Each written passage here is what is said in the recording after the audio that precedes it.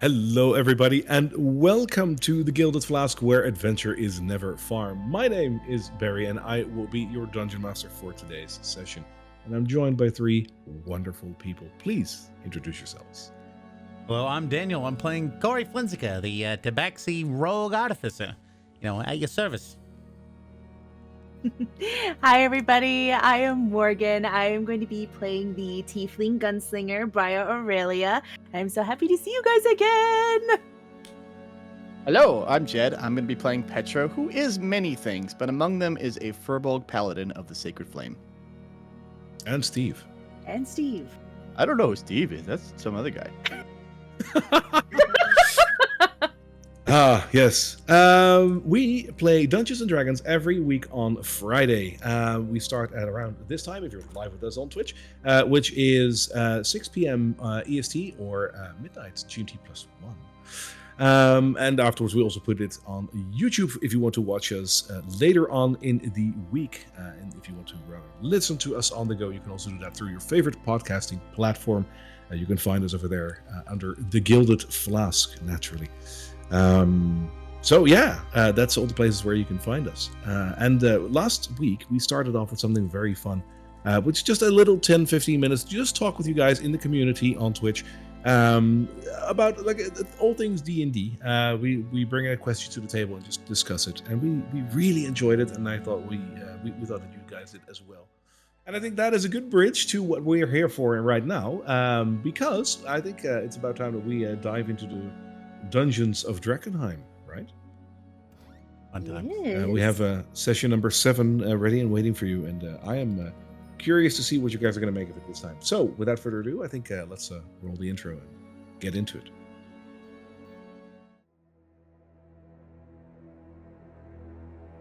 Drakkenheim. Once the glittering jewel of Westamar, beacon of civilization, academic study, and religious pursuit. But one fateful day, death fell from the heavens, razing the once vibrant city to rubble. Then, sickness, pandemonium, and monstrous mutations that overtook the few who survived. And yet, beneath the decay and calamity, the remains of Drakkenheim revealed a new secret. Whispers of this discovery crept across the lands. Delirium. Survivors, crusaders, and fortune seekers from near and far battled for dominance, ruthlessly vying for power over the ruined city. In the midst of chaos, 3 heroes stand ready to survive, to rebuild, and perhaps to profit. And the key to their success may lie deep in the dungeons of Drakkenheim.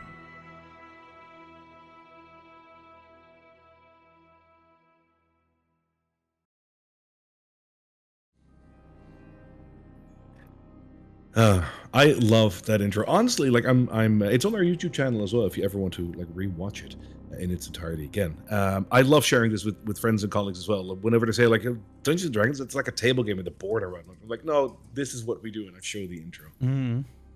It perfectly encapsulates why D&D is so freaking awesome. Anyways, we are going to be playing some D&D today. Yes, and let's have a quick recap of what we did last time, because the 3 of you went to a wonderful location called the Rat's Nest Tavern, which was a tavern until the meteor hit, and unfortunately was pretty much reduced to rubble. You had a reason to go there as well, because you heard from the Hooded Lanterns that a small detachment of the Hooded Lanterns, the old city guard, was actually scavenging for food against the ruling of the Lord Commander, because they needed more supplies.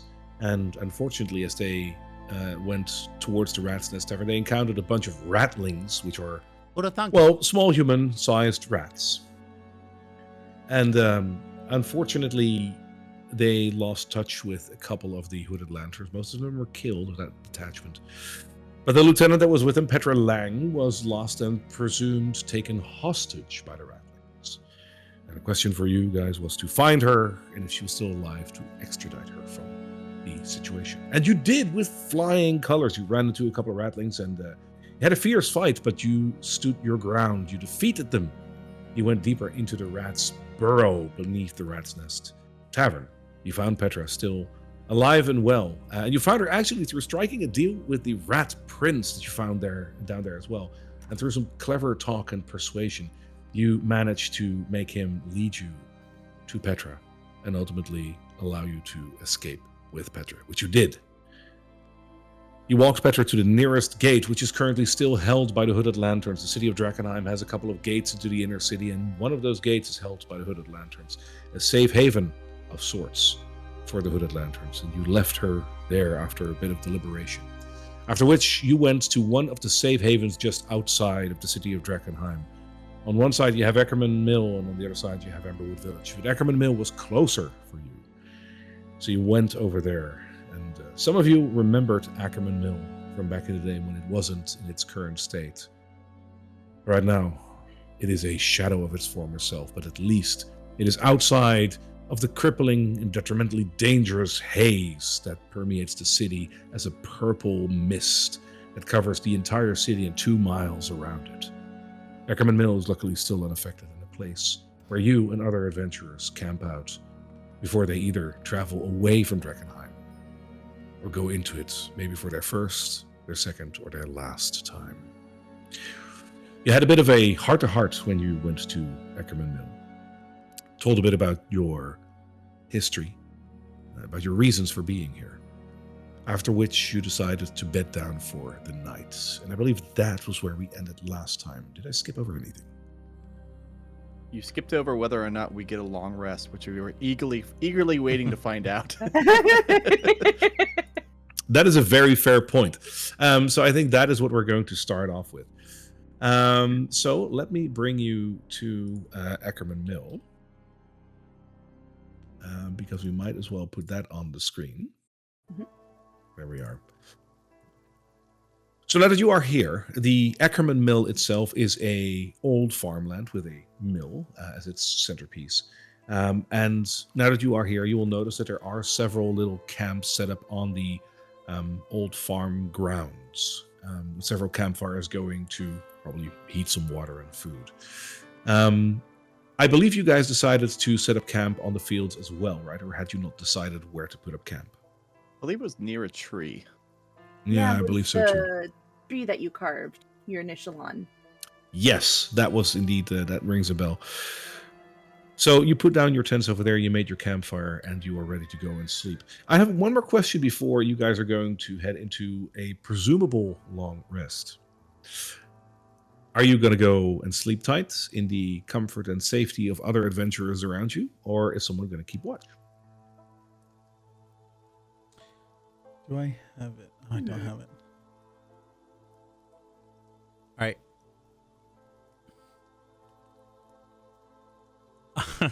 I'm going to use my magical tinkering to create 2 things. One, I'm going to take some wiring and a couple little battery packs and basically strap into a rock at the end of my cot and make it heat so it's heated. So I can put my feet on that. You make a space heater. Yes. And yes, exactly. And secondly, I'm going to create one that just continually emits the voice of Corey saying, don't touch that. And it's going to be on top of our little tent. All right, we're fine. Don't worry about it, everybody. We got this covered. Oh, that is perfect. Yeah, I think Petro is probably too tired to think about and not weary enough to think about setting up watch. So he's just like, oh, I'm tired. I think it's been a big day. I'm gonna just lie down. Right?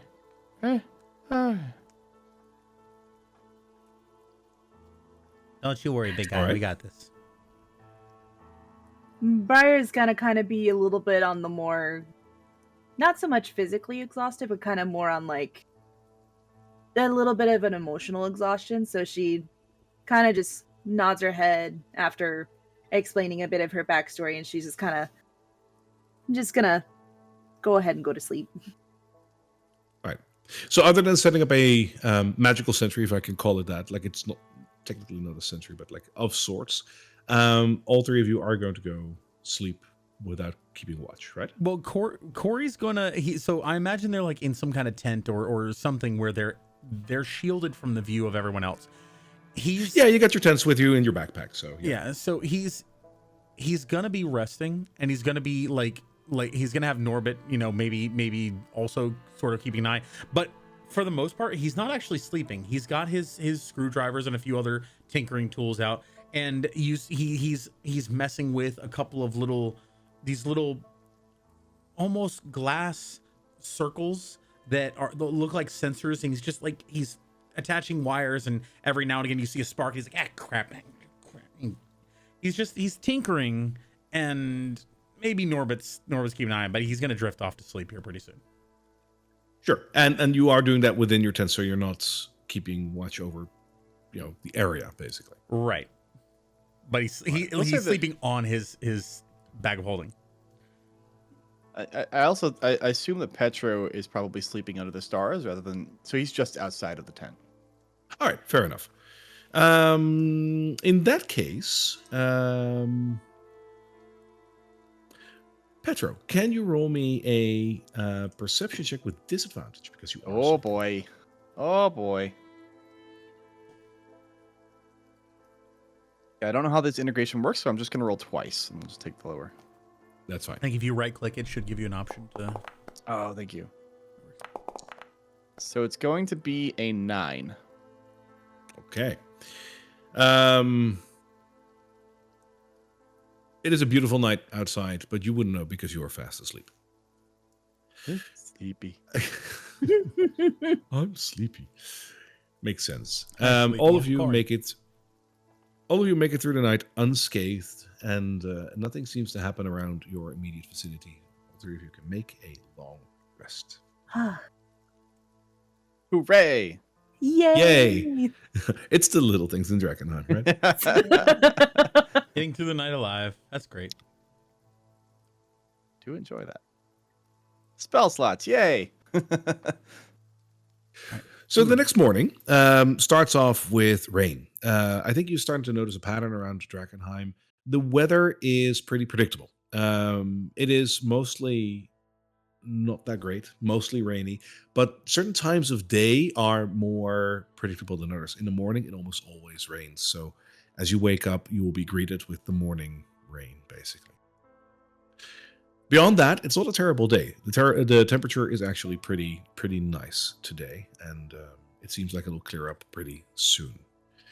As you are waking up, maybe making your breakfast, your coffee, whatever you're making on the campfire, you'll notice that there is a small band of travelers that is coming in and walking directly towards the windmill and going inside. If you take notice of the fact that these people walk by and go inside, Corey, can you make me a perception check?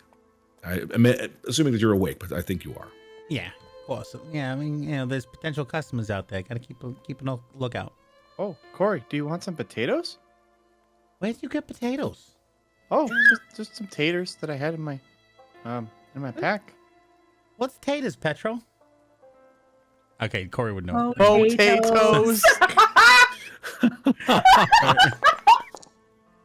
Almost a 1, but I got a 19, so 21. All right. In passing glance, you will notice that this group that walked into the mill are people that you're not familiar with, except for one. It just strikes you as odd, but you honestly believe that you just saw Blackjack Mel passing away.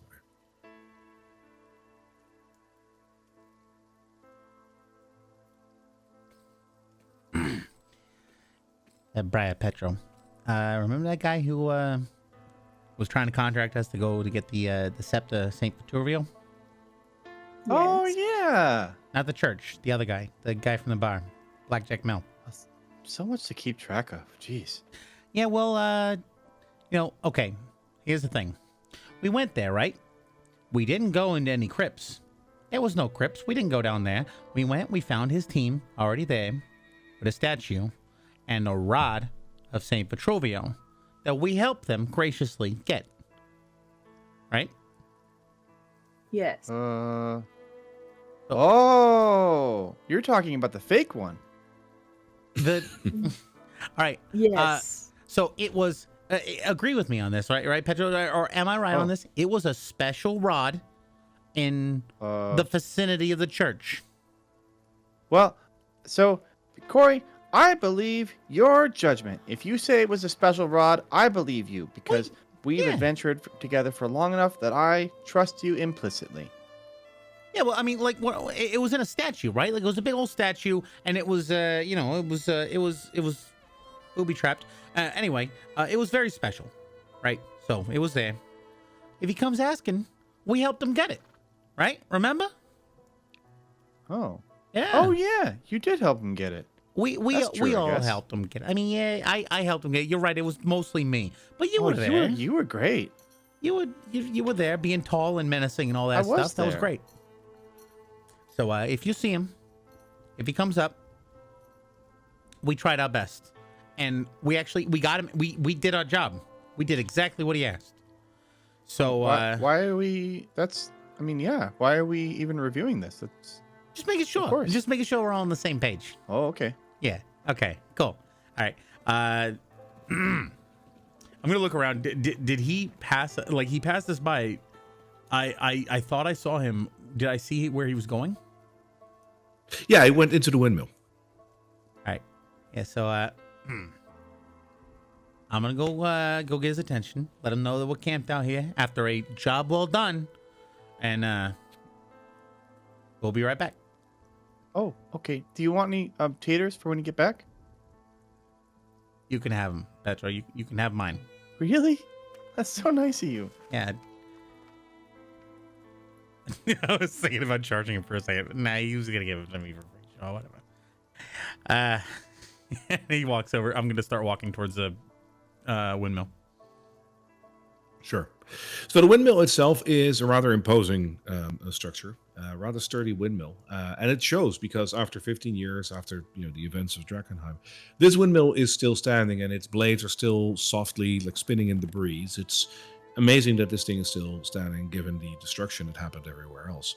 A testament to the quality of this building. Another thing that has changed over the last 15 years on this windmill is the fact that the stone base, basically the ground floor of the windmill, has been completely carved over by anyone and everyone that passes by. It's become some sort of a wall of remembrance with graffiti everywhere. And it ranges from people saying goodbye, people listing off their group name and a couple of names underneath. Some names are crossed out. And there's warnings and other things. Steve, please find us here and there. Don't go in there. There's only dead. And everything in between that. It is a macabre sight, but at the same time, it is also sort of a testament to what Drakkenheim has really done to the area over the last 15 years.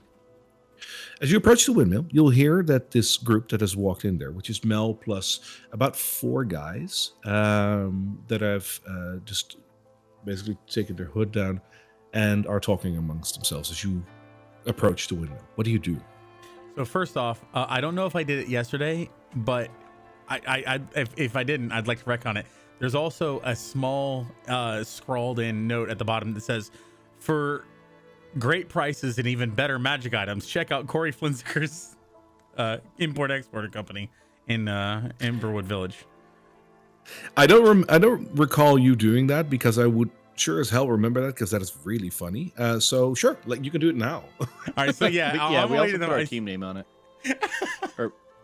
I just see this. I'm like, oh, advertising, free advertising. Okay, hang, and I scroll that in. I see a really good question. In what font? God, bold I say sands. Calibri because he's always on default. Ooh, fancy. Fair. As long as there's no Comic Sans, I'm cool with it. Aww. Papyrus. The pirates, that's really fitting. All right. Mel! What else you say that as you enter? Yeah, 'cause I did a job for him. I'm here to get paid. The five of them turn around like when you yell that out, and Mel is the first one to actually offer a minimal smile to you as you do that. The other four are basically on guard, like, "What? Who's this?" You know, you don't recognize these four. Oh, if Hey, it isn't old, if it it's, isn't old Bessie, Blackjack Mel, yeah. Yeah, you're Casey, right? Sorry, yeah. You know what? I get that a lot. It's the Fritz. it's Yeah. whatever. Anyway, remember that job that you sent us on? We did it. Did you boys get it back to you in time? I sent it with the delivery service with Roche. Yeah, listen. I want to know what happened there, he says, as he like takes a step forward and does like the whole pointy finger at you like that. Of course. Now, I'm going to be honest. I got great respect for you and your operation. I got great respect for the people that you work with. But honestly, I thought you would have sent a better team. Like, you sent a team out there. I thought you only sent us. Now, if it had only been us, honestly, we would have got it back to you really quickly. But, I mean, you sent a team out there, and they didn't know what to do. They didn't know their pickaxe from a lockpick. Like, this thing is wide out in the open. Booby trap, sure, but come on. You know, and take a rocket scientist. Do rockets exist? Doesn't take a scientist to get this thing out of a statue. Yeah? So you figured you'd help. Well, yeah, I offered my services. You told me there was a special rod out there by this little chapel, cathedral, whatever the hell it is. Religious people in the buildings, right? Anyway, special rod, sitting out there, gold statue holding a rod. Of course, that's what you're looking for. So these guys, they're trying to get it out. I offer my services, obviously, for a discretionary price. 100 gold here. That's it.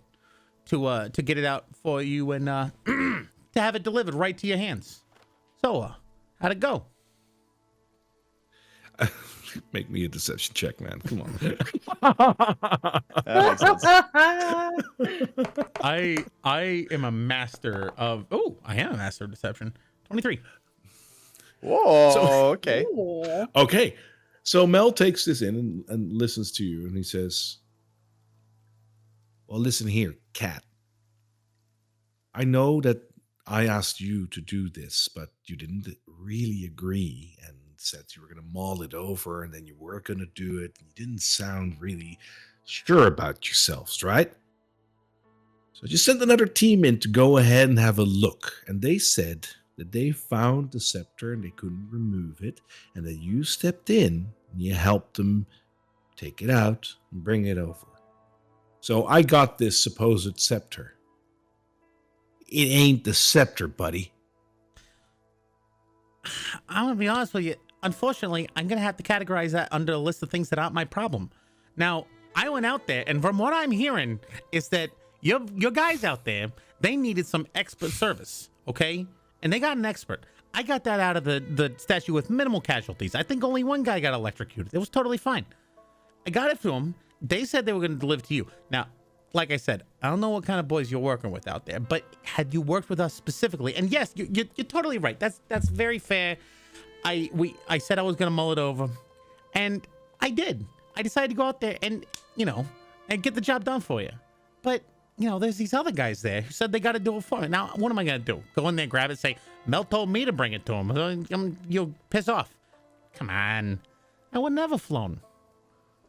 You work with those like metal things and gizmos and whatnot, right? Like you make stuff like that. You know how to tell one mechanical thing from another, so you know what an immovable rod is. How did you not see this? Hey, you said it was a special rod near the cathedral. I thought it was a special rod near the cathedral. An immovable rod can be very, very useful in the hands of a clever ingenuitist. And you thought that would probably be the highly sought after religious scepter of Saint Vitruvio from a couple of 100 years ago. An immovable rod. these religious guys, they don't know what's what. Like, they look at a chandelier, it's got little fires on it. I can light a chandelier. And they're like, oh, it's sacred to flame. It makes everything go burn or something. I don't know. Like, a movable rod, you and me, that's pretty mundane, eh? But it's pretty useful. But these guys, they're probably like, it's the holy rod of the immovability in the sacred something, you know? I don't know. These guys are crazy. I love it. You're all over it. But give me one more deception check, because this is like, it's a lot. I'm so sorry. Yes. No, I love it. And I got 25. Oh my god! Snap. Jeez, dude. Wow. Okay. To be clear, Wow. that's a 19 plus a 6 modifier. Yeah. Ooh. I want to say like Briar's kind of like just kind of staying close by to the windmill, listening on this conversation. She's just like, how fucking How is he doing I this? was gonna bring them back to our camp, but it was got real quick, real dangerous, real fast. So, Oh, that tater's a little too done, so you go into the bowl, and you need to cook a little longer. Just completely oblivious. Go on in there, Spud. So you say all this, Corey, and Mel will take this into consideration for a second or two and say, well, guess I should have been a little bit more specific. And my boys, they're not the brightest bunch. Yeah, I guess you're right. Well, we only learned of it relatively short while ago. Not a big loss. There's other things as well. Speaking of which, if you're still interested in working for us, maybe this one didn't work out, but there is another thing. And honestly, Corey, I see great potential in you. And your friends, of course, but how would you feel about meeting the Queen? Actual audience. talking about the Queen of Thieves, right? Yeah. Talking about like, So you gotta know people in this city, Corey. If you stick with me, I can introduce you to the right people, including the Queen. that she has some big bulk orders that she could put through. The Queen's needs stretch far and wide, and anything can be useful to the Queen. Especially someone with your skills, I imagine. We probably can find use for the other two as well. Yeah, I think she would be very happy to meet you. I mean, I would say that, yeah, you know, I am the brains of the operation, obviously run the whole thing. But Brian, excellent mercenary. Like, she saved me a couple of times. And this petrol guy, he's one of them kooks, but he ain't exactly as kooky as you might think. He actually knows what's what sometimes. And he's a big guy. Have you seen how tall he is? He's like 3 of us. But Yeah, but he's with those silver order yeah, but guys, right? when we went to the camp to talk to him, to just basically say, hey, you guys ever want any services? You know exactly where to find him. And they were like, oh, you're a scientist. You don't like the... And I was like, you guys are crazy. Anyway, this guy, he didn't even say he was with them. He was like, you guys. And I was like, aren't you with them? And he was like, I don't really know. So you never know. I mean, he's kind of all right, you know? I ain't gonna trust him to not burn something down because of, you know, fire, but whatever. Seems pretty all right. So one of the thugs behind Mel is like, "Hey boss, so we might have someone on the inside." And Mel just raises a hand like, "Shut up, Thelonious." Yeah. Oh, you know what? It's a simple job. Actually, just a bit of scouting. It's just I can't really bring anyone over there right now. We're busy with something else. So it's just a quick in and out. It's easier actually than getting the scepter. But it might be worth your while. And other than an audience with the Queen, it might prove useful for you and your friends. Okay, so you know, You want to help us out? Yes. I'm gonna. You know what? These guys, they know they know the thing. You got to have powerful friends. You got to know people. So they're gonna be in on this. Don't worry about it. I'll let them know. But I want to make sure we get we clarify things this time. That way nothing goes awry. So what exactly are we talking about? What are we scouting? What are we looking for? So on the other side of town, we have an area called Buckle Down Row. You must know it. Of course I know Buckle Down Row. That's where all the good jobs go. So back in the day, if you wanted to have a good time in the city, you went to Buckle Down Row, and that still sort of counts. But the extension of that road, just beyond the river, there were still a couple of other places that had really good bars. Usually not for going out, but you could definitely get a good stiff drink over there. Usually some of the tradesmen and whatnot would go there. Now there's one inn in particular called the Black Ivory Inn that served another purpose. Back in the day, we used the Black Ivory Inn for one other thing. In its cellar, there's a tunnel, and it'll lead right underneath the walls of Drakkenheim. It'll get you right into the center of the city, no issue. You won't have to go through any gates. You don't have to talk to those pesky hooded lanterns or watch, any of the other gates with all of the hullabaloo that's going on over there. Just go right underneath. It's a great idea. We use it for smuggling. We still intend to do that as well. Thing is, we haven't seen that tunnel in 15 years. We're not sure if the tunnel is still there, if it has caved in, or worse yet, that there's something lurking down there. If you can go ahead and scout that out, preferably clean it out if there's trouble over there, but at the very least scout it out. Know if that tunnel is still workable. We'd be very grateful. You can use the tunnels yourself if you want to, of course, but if that tunnel is still in serviceable order, or you bring back the news that it really isn't, I can make sure that you can get a little talk with the Queen. All right. You got my attention. Now, Good. this, I'll be honest with you, this is a little out of character for me. I completely understand. But expeditions, they tend to have costs associated to them. Last few times I went on an expedition, last few times we've gone in there, even when it is a little bit, of a failure because we didn't quite come back with exactly what we were looking for. Me, my boy Petro, Briar, we're dealing with all these crazy things in the city. And, sometimes we get hurt. Sometimes we got to heal. So, are there any kind of, you got any expeditionary resources we can dip into or maybe take with us to keep us alive while we're doing this work for you? Yeah. It's a bit of a trek and it shouldn't be too dangerous, but yeah, we can miss something. Thelonious, come over here. And one of those oafs that he's with comes forward and pushes forward his satchel. And he rummages in that and he takes 2 potions of healing out, handing them to you. He says, "See this as a token of good faith. Now, a word of caution, Corey. Last time I put my faith in you and unfortunately accidents happened. Now this time, I'm putting faith in you again. I'm giving you something for my own personal effects. And I'm betting on the fact that you understand what's what and what's right. If an utter accident happens this time and you're unable to help us, or even worse, you tell others of this smuggler's passage, I hope you understand that perhaps we have some other things to discuss afterwards, if you catch my drift."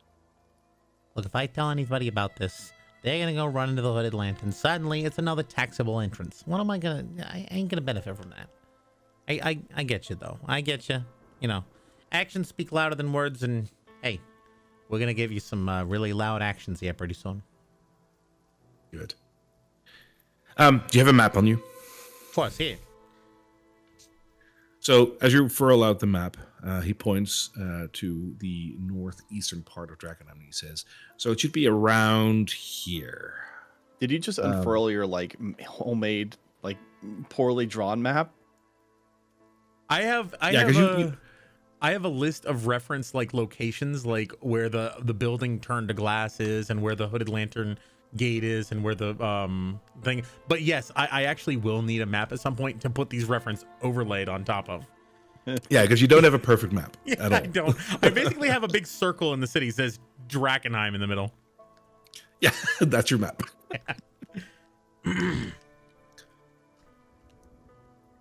All right. Should be over there. Now you go and watch yourself. Once you're done with this, I hope we can meet in Buckle Down Row. Find me there. Feel free to ask for me. Keep your nose clean over there until we meet. Of course. The Black Ivory Inn, looking for a tunnel, scout it out, clean it out maybe, and come get you at the Buckle Down Row. Great. Well, this turns out to be a better travel than I already hoped, so let's shake on it, Cat. And he puts a hand forward. And Corey immediately extends his gauntleted hand with like thieves' tools and screwdrivers and other thing, and like a little electrical zzz, zzz, zzz, taser. And sorry, other hand. This is the left hand. He awkwardly gives you a left hand shake, and he looks at the other hand while he's doing that, like, what the hell is that? It's just covered in like tools and tasers and other things like that. All right. Boys, we have some other things to tend to. Corey, we'll see you within a couple of days in Buckle Down Row. See you soon, champ. Don't die on us. Oh, that's the sweetest thing you ever told me. I believe. Yeah. As I walked by, I imagine I underlined the ad that I wrote into the wall just twice. Just keep going. I imagine if you walk outside, you'll run into Briar. Briar, are you still there near the entrance? Yeah, she's still near the entrance. Briar, how you doing? Oh, don't look so glum. We got ourselves another job. I could hear that. With the Thieves Guild. Sure, I see. yeah, with the thieves, the Queensman. Yeah. Yes. Yeah, but hey, so let's I'll tell you all about it. Let's go over by Petro, because I'm gonna need, we're gonna need everybody for this. Right. So I imagine she She's sort not- of glares down at him as he walks by. Yeah, she's not looking too happy right now, and he's gonna find out very soon. Oh boy. Yeah. Hey Petro, how you doing? How are the taters? And this one is shaped like a heart. Oh.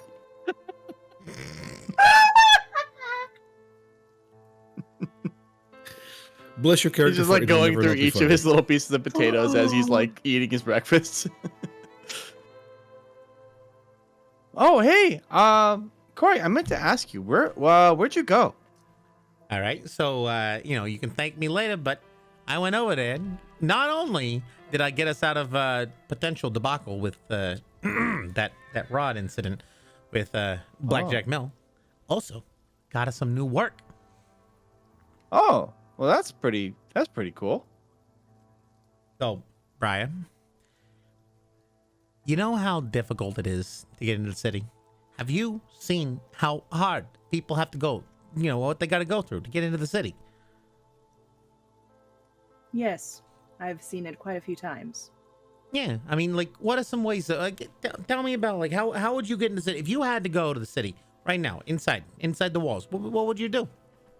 She's just gonna kind of cross her arms, and she's kind of got like a little bit of a disappointed mom stance. Oh, right now. I'd go back the way we came. Is that the right answer? No, you know the big walls, right? You've seen the walls?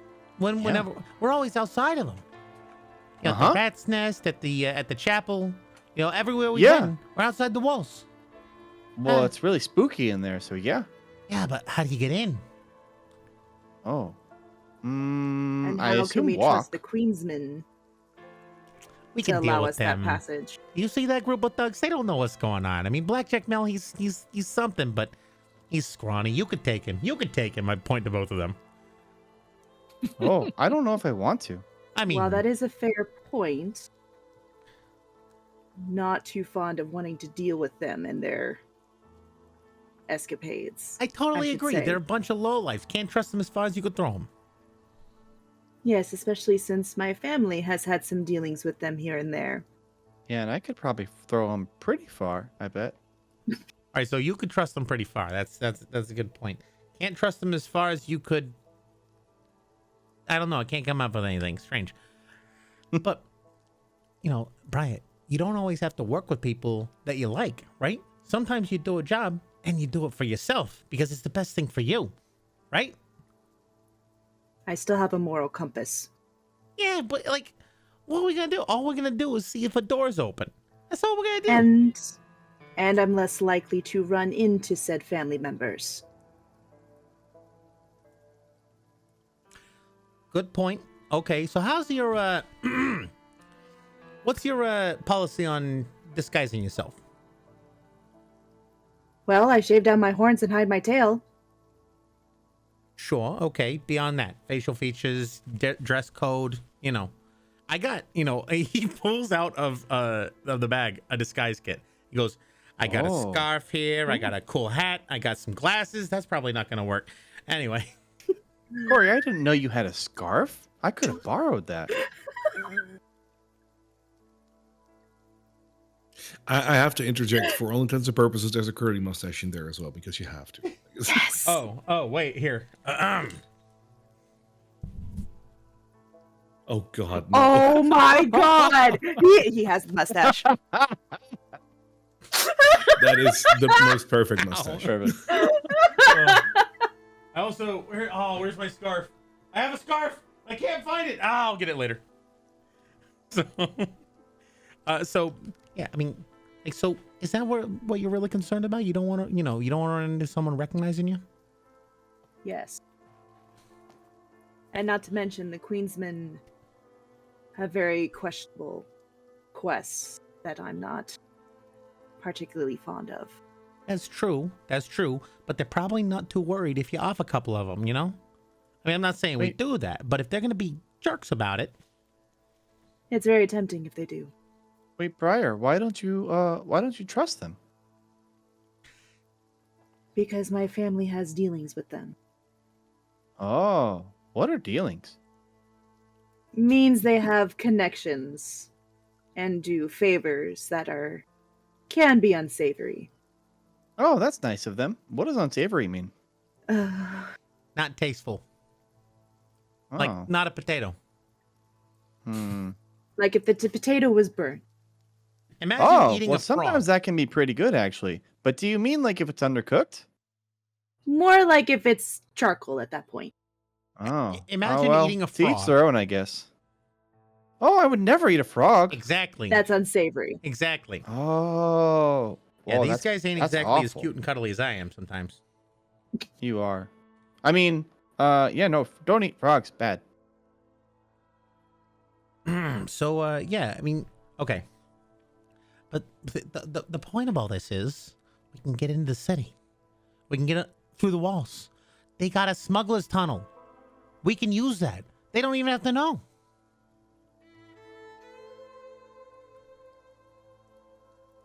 Wait, what do you mean? You're welcome. Thanks, Corey.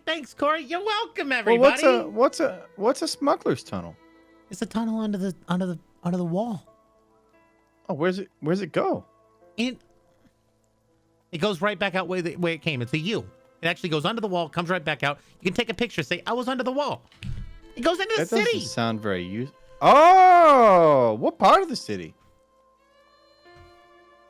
It's a good question. It's at the You north. were in there a while. I assume you got all the details. He holds up his He map. did not.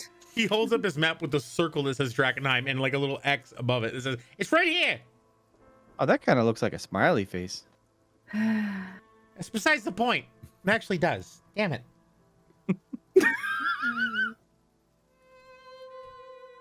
All right. So the point is, if we can get into the city, we can get access to some amazing things, some amazing resources. We can learn a lot about the city, about what happened with this delirium. We can get access to things that nobody's ever gotten before, Wait, what kind of things? and we'll be rich. Oh, I don't care about that, but what kind of things? Well, like, I don't know. Maybe there's frogs inside the city that no one's ever seen. Probably Probably not. not. I bet we've seen all the frogs at this point. How many frogs have you seen? Oh, I probably like at least 5.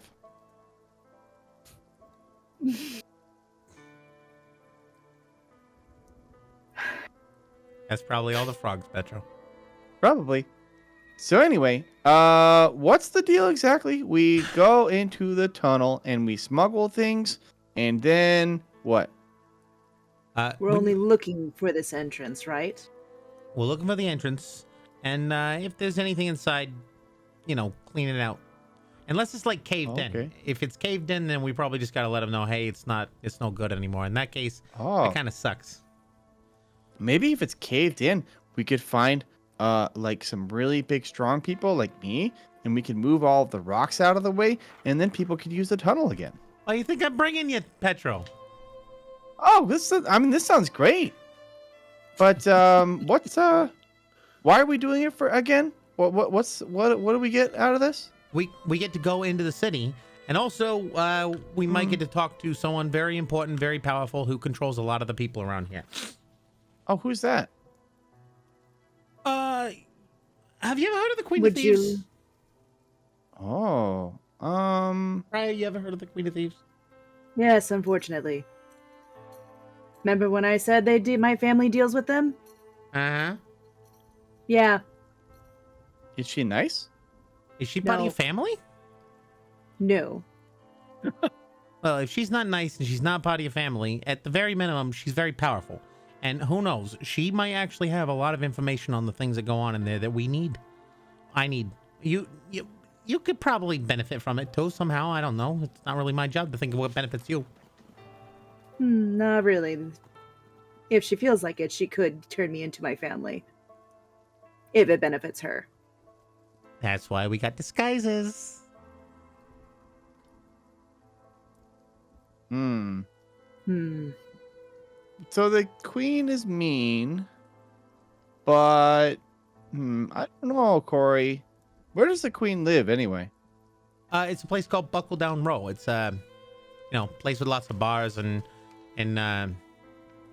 gambling dens, stuff like that.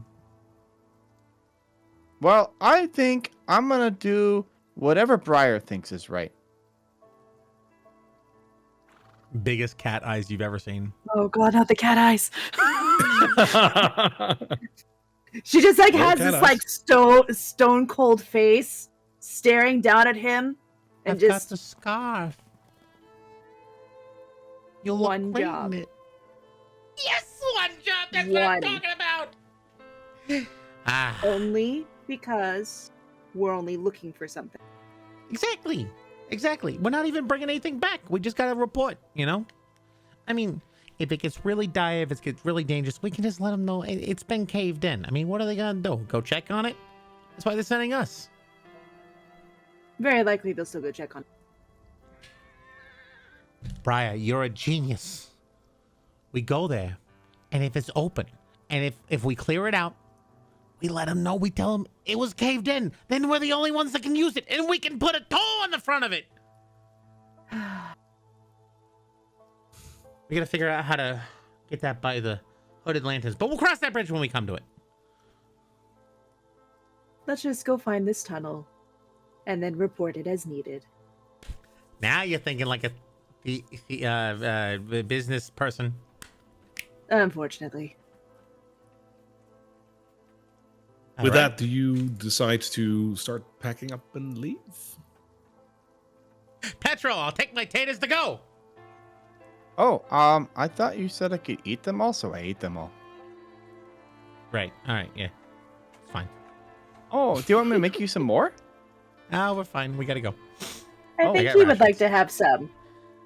I got some rations. I mean the fire's still hot. I can cook you some more. No, that's fine. We gotta go. Oh, okay. Also, As you guys continue to squabble and also pack up your things to get going, the rain luckily clears a little bit, and even though it is overcast, at least the rain stops for now. As you leave Eckerman Mill, let me bring you back to the city map. I'm also I gonna have give. this strange sensation that we are joined by a party of 4 additional kind people.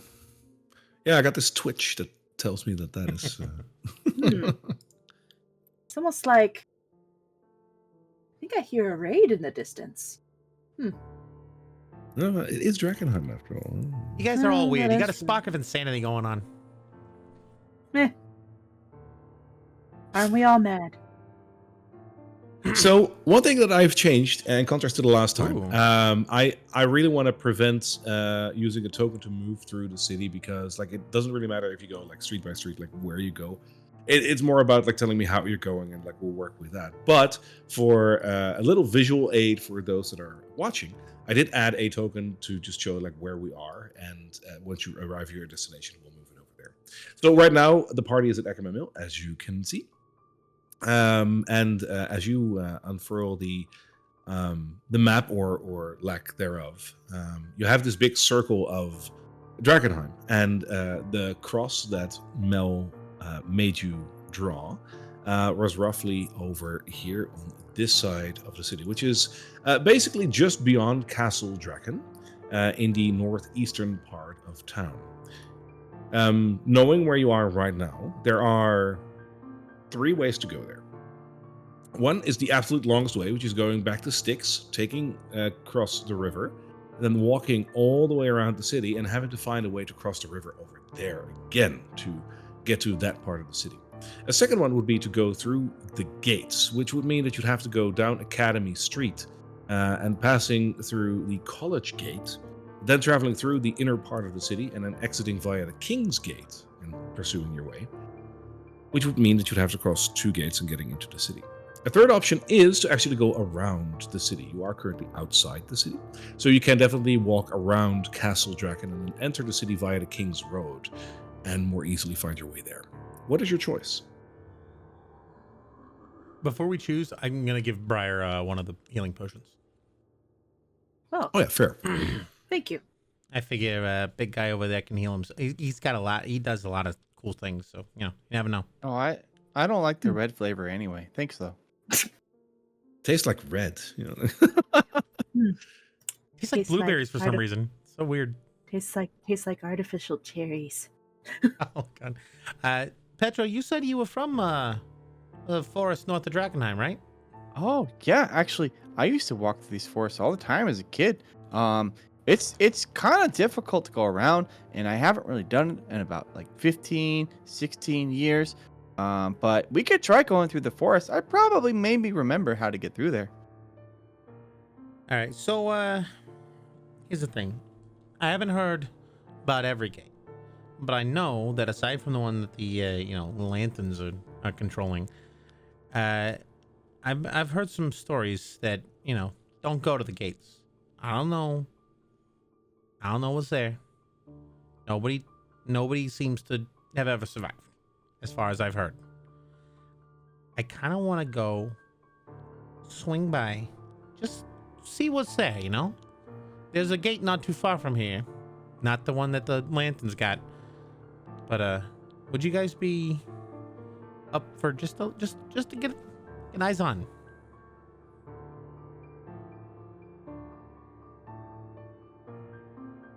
Raya? So, sorry, I got a bit confused. What are we doing? So basically, what I'm proposing is there's a gate not too far from here on the, along the Academy Street.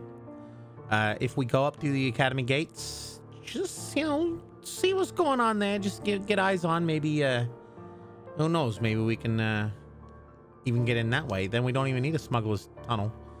And then if we can't, for whatever reason, because I've heard really bad things, we don't want to get too close. Then we swing north, go through the forest like Petro was talking about. Okay. Is that Let's go ahead and try. DM? Is that fair to say that that's what he's heard? He hasn't heard anything specific, just bad things. Don't go to gates. Well, I mean, it is also a fair deduction. You know that the Hooded Lanterns are holding one of the gates. That implies that they're not holding any of the other gates, which means that those gates are probably Bad. either not holdable or that there's something bad over there. So it is a logical deduction, and I think there is talk about this. You basically live in Emberwood Village. You've heard this talk. Okay, cool. What exactly is over at the gates, you don't know for sure, but it's a fair assumption that it's no bueno. Petro, how's that sound? You up for a walk through the woods? After Yeah. No, I think there was this really cool leaf and it had like a pattern on it. I think it was this. Oh, well, I'm sorry. That's not important right now. Okay. To get to the other side of Drakkenheim, to go through the forest, I think we go this way. So, just making sure, you choose to go through the forest right now and not even check out the gates, right? No, so what I'm proposing is go up to the gates, and then if we can't get through for whatever reason, we go around north. Oh, well then you want to Okay. go this way. Okay, so we can go over to the gates, and we're just gonna take a look at them, and maybe we'll get down on the ground and hide in some trees and be like, oh, what's up there? What's over there? And then we'll just be really sneaky. I'm very sneaky when I need to be. And then we'll just take a look. And if it looks dangerous, we'll turn around and we'll go through the forest. I think, oh man, there was this really cool rock that I found in the forest. I wonder if it's still there. Anyway, we'll go that way. Okay, that sounds like a plan. Let's go this way for now. I imagine Petro just starts walking, and we're both looking behind like, what the hell just happened? Yeah. Mm-hmm. I love it. So for about 2 miles from Eckerman Mill towards the city is pretty much uneventful. That area is just boring as it is. It's grass fields where the grass has mostly died. Then after about 2 miles, the road very clearly turns into the Academy Street, which is one of the 5 major roads that lead into Drakkenheim. As you follow this road to the edge of the city, you're noticing that it's really quiet over here. There's really not a lot around. My first question when you approach the area where the gate is, do you keep traveling down Academy Street, so the main street towards the gate, or do you take a bit of a side road approach through the nearby houses that are lining the neighborhoods? Does Academy Street look like? Does it feel dangerous to us? Well, not necessarily, but it is because you don't really see anyone. It's unusually quiet. Like, I mean, the entirety of Drakkenheim, there's almost no living beings, and what you do encounter is usually like bad news. You don't really hear or see anything thus far, but Academy Street is a wide street, as with all the main streets that go into the city. 2 to 3 carts can easily pass one another on this road. It's kind of wide. Traveling down this street would leave you pretty much out in the open. So anyone who has eyes on this street would very easily spot you. That is a choice. It is the quickest way to the gate, though. Look to Briar. Yes, Corey. So you're good at this whole stealth mission stuff, right?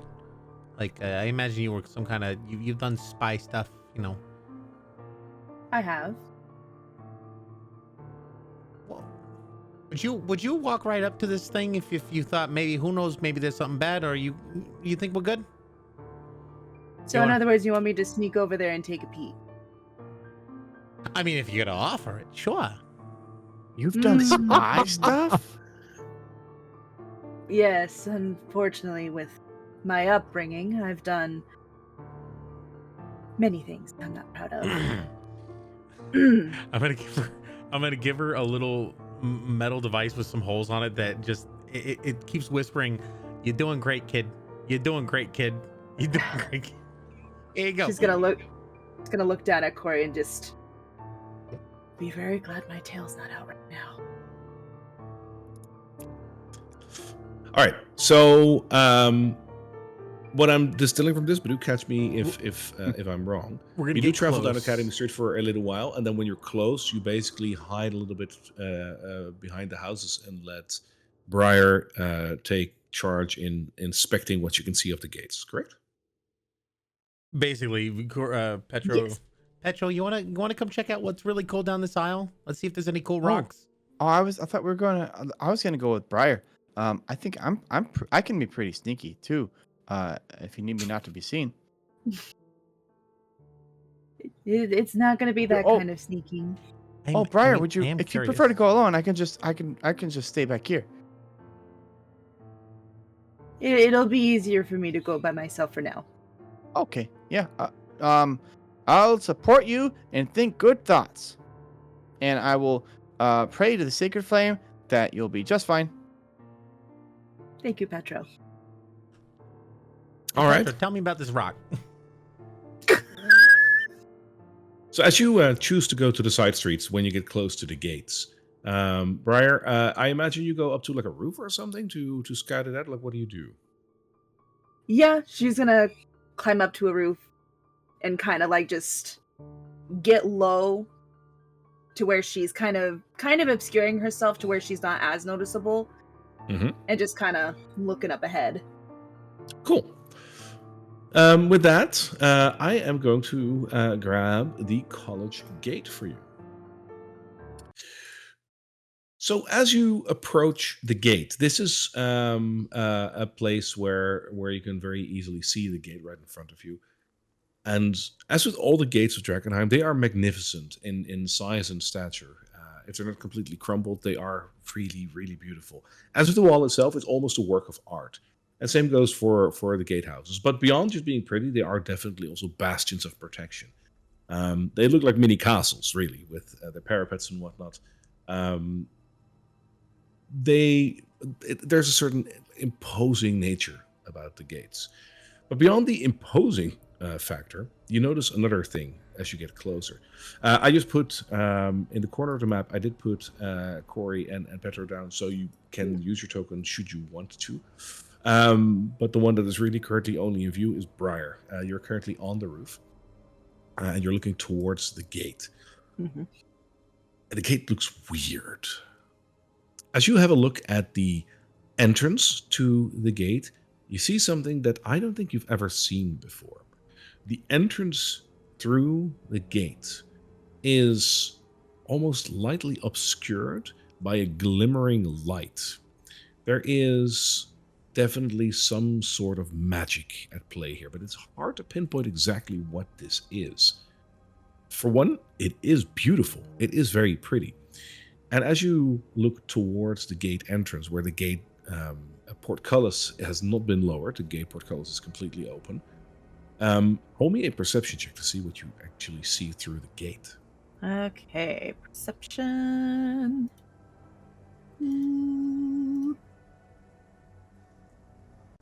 Oh. That'll be an 8. Looking through the gate, you can't help but shake the feeling that the Drakkenheim beyond the gate looks really pretty. Not necessarily as if nothing has happened over there. You definitely see some debris and whatnot on the ground, but you remember distinctly that the weather around Drakkenheim isn't great. If you look up, like, you know, there is a light pitter patter coming down.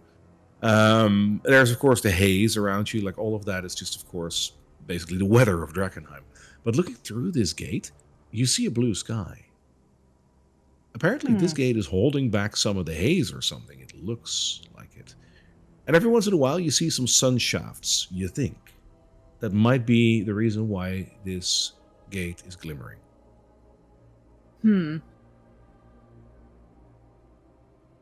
Okay. Do I notice anybody, like, standing around, or is it just kind of completely empty?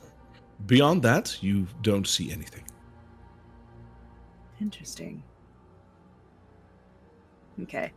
She's gonna go ahead and carefully climb down from the roof and rejoin Petro and Corey. And let them know what she found.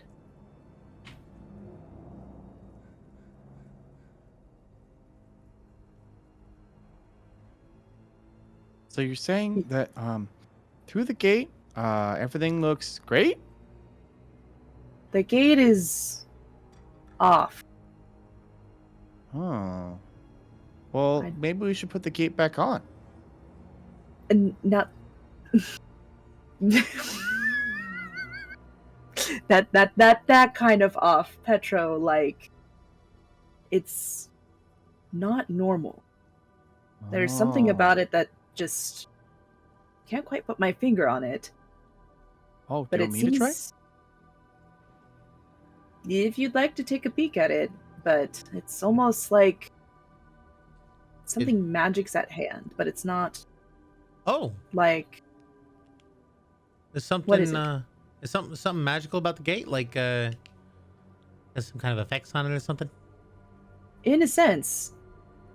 It's better if I show you. Was there anything around that look scary? Lots of Mm-mm. monsters. No. No, I didn't see anything. All right, well, let's go. I think we're gonna follow Briar up the street. Oh, Feel free. okay. I'll let me get my stuff. Okay, let's go. As you look around the streets, by the way, as you are basically crossing towards the gate, there's no one or nothing here. Just rubble. See, Petro, I'm gonna be honest with you. I don't see the difference between this rock and that rock. Like you're telling me all these different things about it. Yet they're Oh. rocks.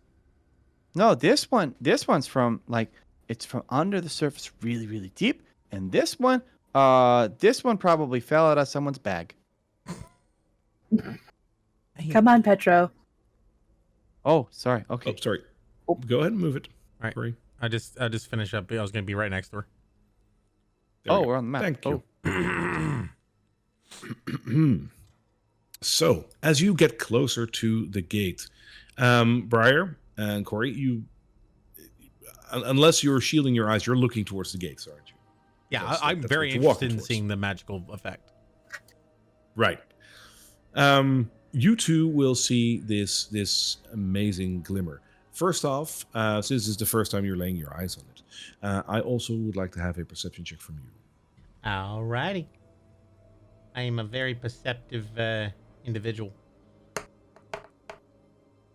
Oh, I am getting really lucky. This is not boding well for later. It's 17. So a 17. You're basically seeing exactly what Briar just described. So a beautiful Drakkenheim. There is just one difference. You're noticing sort of like a little like static, like zzz, zzz, going through it, like almost like a TV that isn't perfectly tuned in. This is very clearly some sort of projection. You can see that.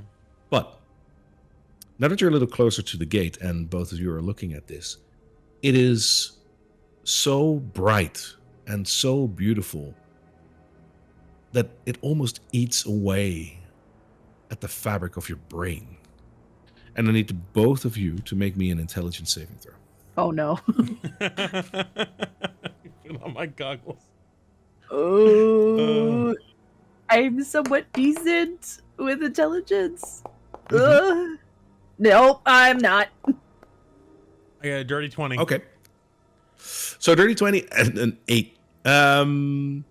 With the dirty 20, Corey, yeah, you feel that sort of like biting at your brain, and you're like, that's weird. And you probably like close your eyes for a second, and that probably like cuts you loose. My intelligence saving throw is I put on my goggles. Sure. Briar, you notice that this really just eats at you.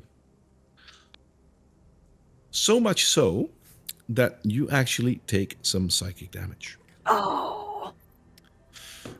Which is a total of 9 psychic damage. And you drop to the floor incapacitated. Oh, shoot.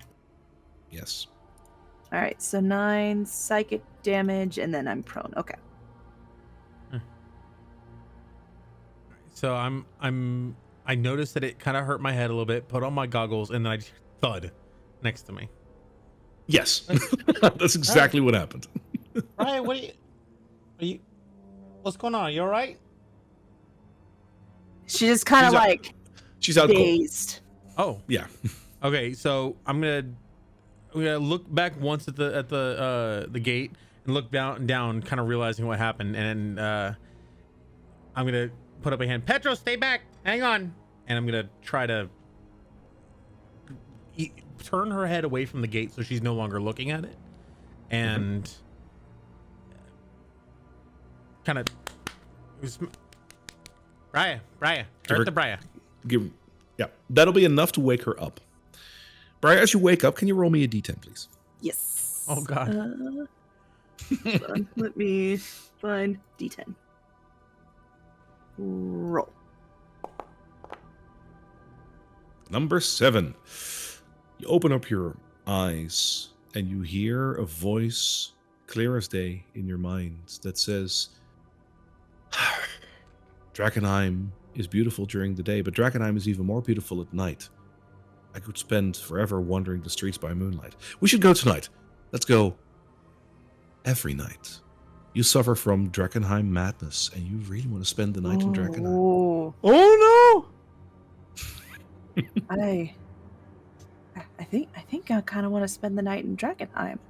Oh, where am I while this is happening, by the way?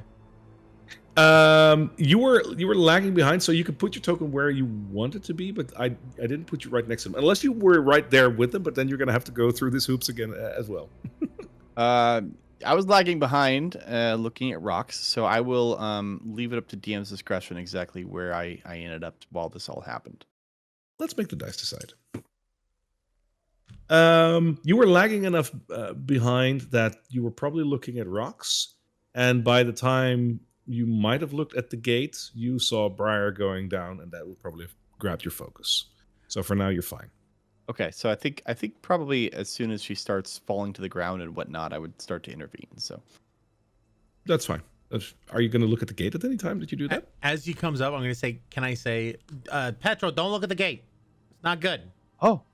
why is Briar on the ground?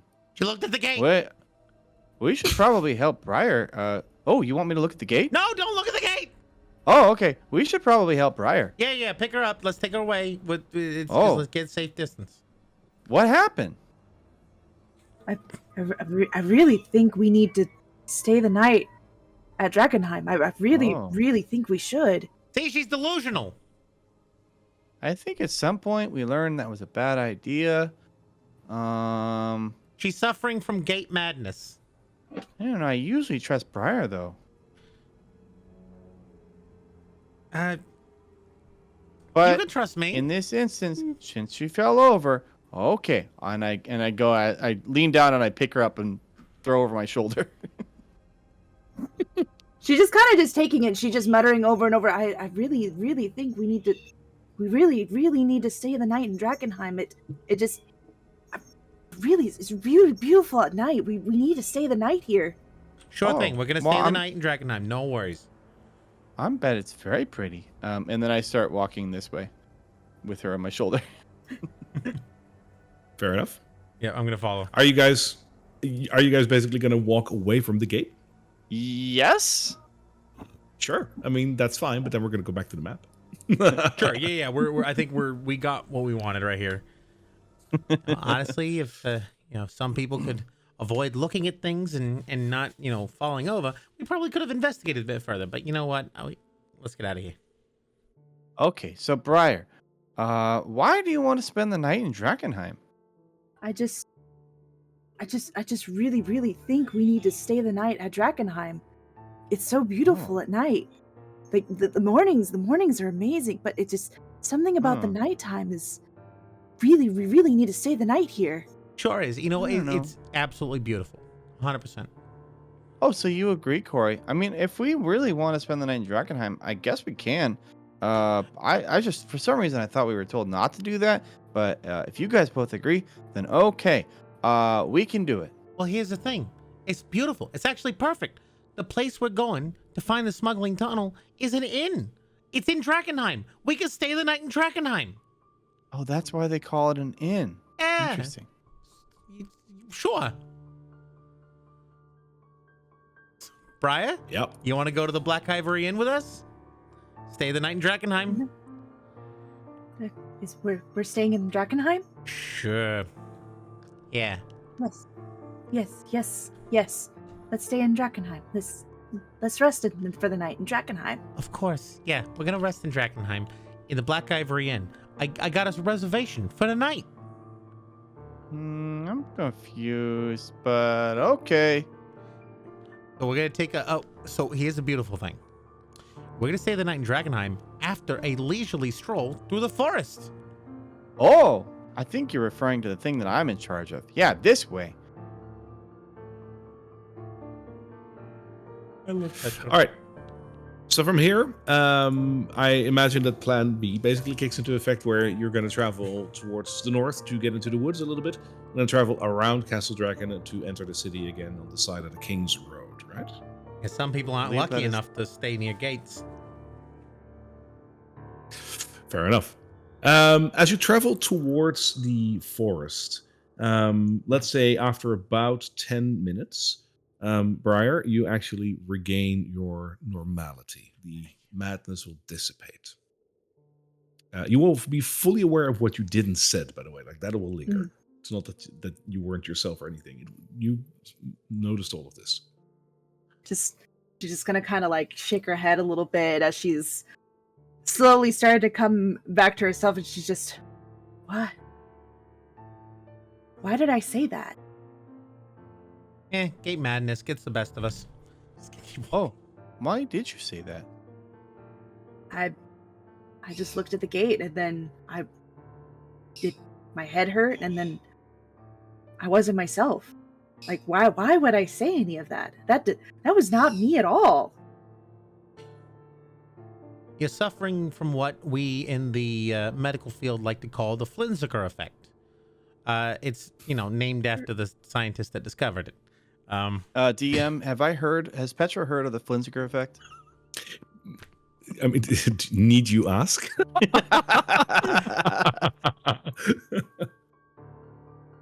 If you look at things that, you can't quite comprehend, or very powerful illusions, it tends to, muddle the thoughts a little bit. You can probably hear things, see things. I don't know what you saw. Do I look like a doctor? He just starts walking away. All right. Going through the forest, these are mostly pine trees here at the backside of the castle.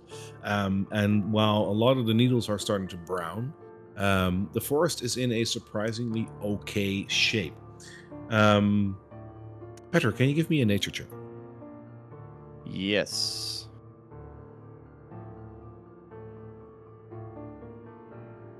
It is a 10. All right. You're not 100% sure why this is, but you do notice that the trees that are doing the best, I mean, they're all still sort of like dying, but the trees that are still standing the best of all of them are the ones directly behind the castle.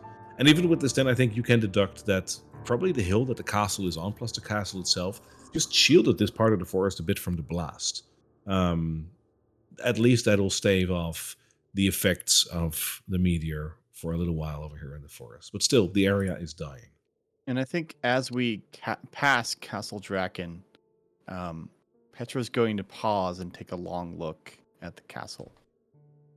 The castle itself is a gorgeous building. And from the backside, you can see it more easily because the haze will be not as permeating the building as it is on the front side. So you can actually get a pretty good look.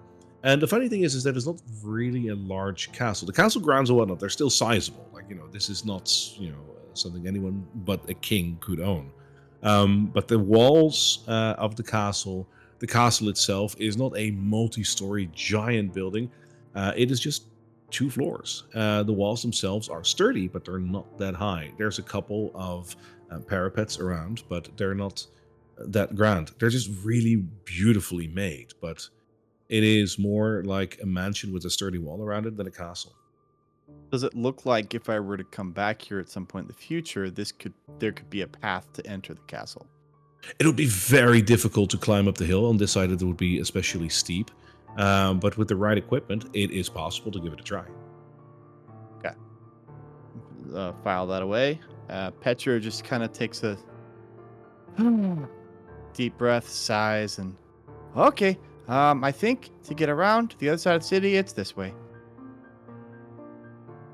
After that will be, say, an hour worth of travel through the forest, you will come upon the first signs of civilization again on the other side of Castle Draken, basically. From there, judging by the map, quote unquote, you would have to cross another major road on this side of the city before you get to where you need to be. This road would be King's Road, the one that would lead to the King's Gate. For approaching the road and crossing it, how do you guys want to do that? Just stroll and cross over, or do you want to do something special? I want to say this entire time is Briar still being carried by Petro? That did cross my mind for a second. That's a good question. I think as soon as you came to, it's up to you whether you want to jump down or not. I feel like this entire time, like while she's kind of like having a partial crisis, she's just letting Petro carry her. Can Corey You're be riding on your so shoulder? you're like 13, 14, 15 feet off the ground as we're like walking through the forest. Wait, how tall is Petro? He's 10 foot. Oh. Yeah. Oh, so Well, and then she's on top of his, on his she's on shoulders. top Oh, of his okay. shoulders. So Mhm. I guess like 12, I guess. So yeah, Corey walking along. Can I use my forgery kit to make two things? One, a badge. While walking, what do you want to do? I wanted to make some crude badges that say, one that says Queensman on it, and another that says Silver Order. So that, Okay, Petro. Okay, Briar, it's time for you to get down so that I can put Corey on my shoulder because he needs to make something, and he can't walk while he does that. So I just want to make Right, some right. crude badges that we can shift in and out depending on who we run into, if any. Okay. Now, you have had dealings with the Silver Order, and you've had dealings with the Queensman. Corey, tell me, what does the insignia of the Silver Order look like? It's a sun with fire around it, and hey, Petro, what's the? Oh, you're looking at leaves again.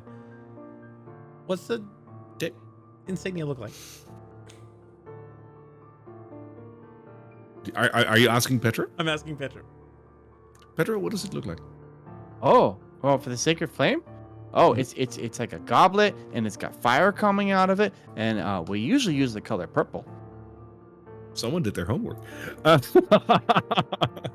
Okay. that's genuinely off the top of my head. So It's correct. All right, so I'm gonna With make that this- information, Yeah. Okay. with that information, you'll be able to make a badge that, I mean, as you said, it will be crudely made, and it is a badge and nothing more. But sure, you can make a badge like that. So like we can flip it up and say, "We're here on behalf of the Silver Order." If that's what you want to do with it, we'll see. We'll cross that bridge when we get there. But you'll have a badge of the Silver Order. Now, you can obviously already feel my second question. Yep. If you're going to make a badge for the Queensman, what does their logo look like? it's got like a crown on it, and then there's one of those logos like you see on the water closet for women, with like a little person silhouette, and it's got like a dress on. I was gonna put a dagger and a lockpick crossed. It's And not, I you know. think they use orange as their color. But not like it specifically just says Queen's Men. Just we're here on behalf Oh, of is the it Queen's. Queen's Men or Yeah. Queen's? I think it's Queen's Man. No, remember these guys are really stupid. They'll probably fall for anything. Wouldn't hurt to stay relatively accurate just in case. You know what that insignia looks like? Oh man, I should have Do paid more you? attention to Blackjack Mel. No. Don't ask that Briar that question. She's gonna throw it back at you. Of course not. That's why I'm So- asking you. To the best of your ability, you make a badge that, in your mind, resembles something of a logo of the Queensman, including Oh, no. the words Queensman. Yep, it's a dagger crossed with a lockpick, and underneath it says Queensman. Queen Sman. Yeah, space between Queen and Sman. Yeah, that's. Yep. Queensman special, yeah, no, just Queensman. All right, yep. So that I make two little, like I have a couple of amongst my tinkering tools. I also have some patches of leather that I normally use for polishing, and I use my forgery kit with some stitching and stuff like that to make a little leather badge that just says this thing, and that's all it says. Oh, I meant to ask you, Corey. When we're going into this place, why do we have to disguise ourselves? He looks over at Briar. Briar's got some family dealings with these people sometimes, and we just, we don't have to disguise ourselves. Blackjack Mel already knows us. We're specialists who work with the Queensmen. I mean, look at you.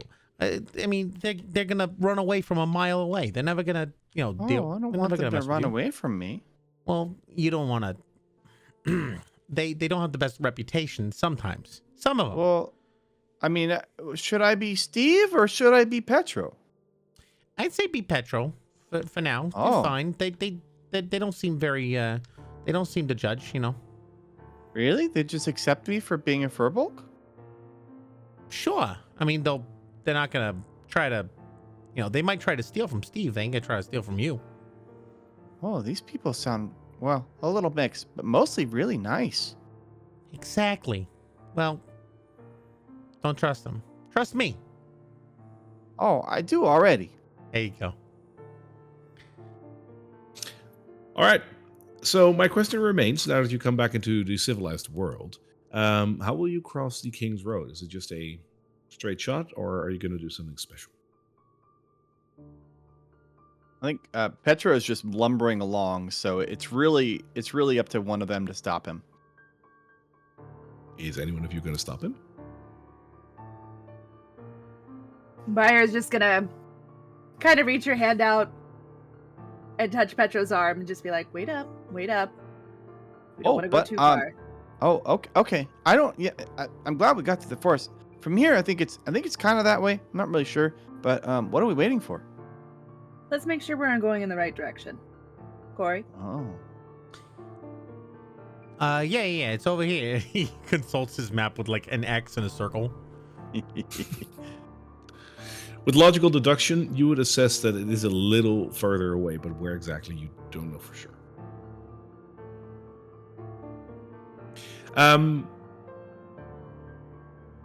Who is technically, like, it's just the three of you, but who's technically leading the group right now? I think I am.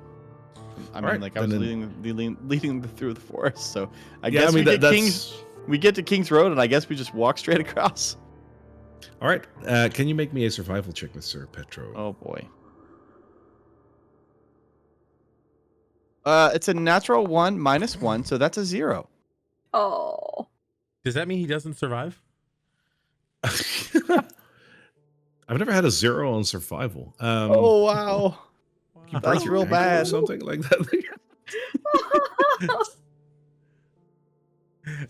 Patrick just says, I don't want to live on this planet anymore, and rockets away.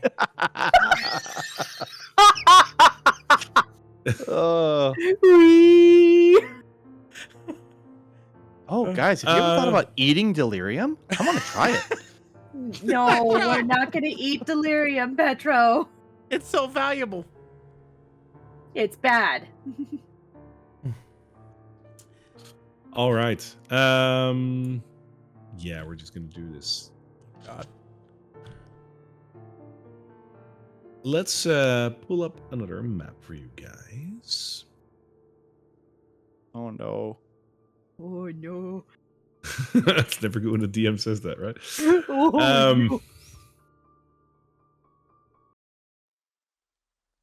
There we are. So you're over here on one side of the street, and you're basically you want to cross to the other side of the street, where another road will lead you further into the area over there.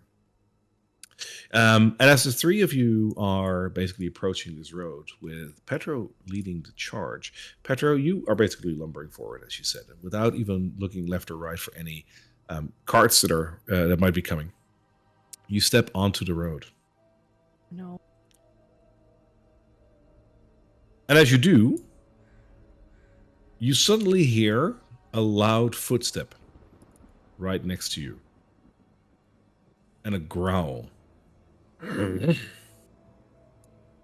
as you look to your left, you see that right next to you is a hideous creature. It is a creature that towers you. It's taller than you.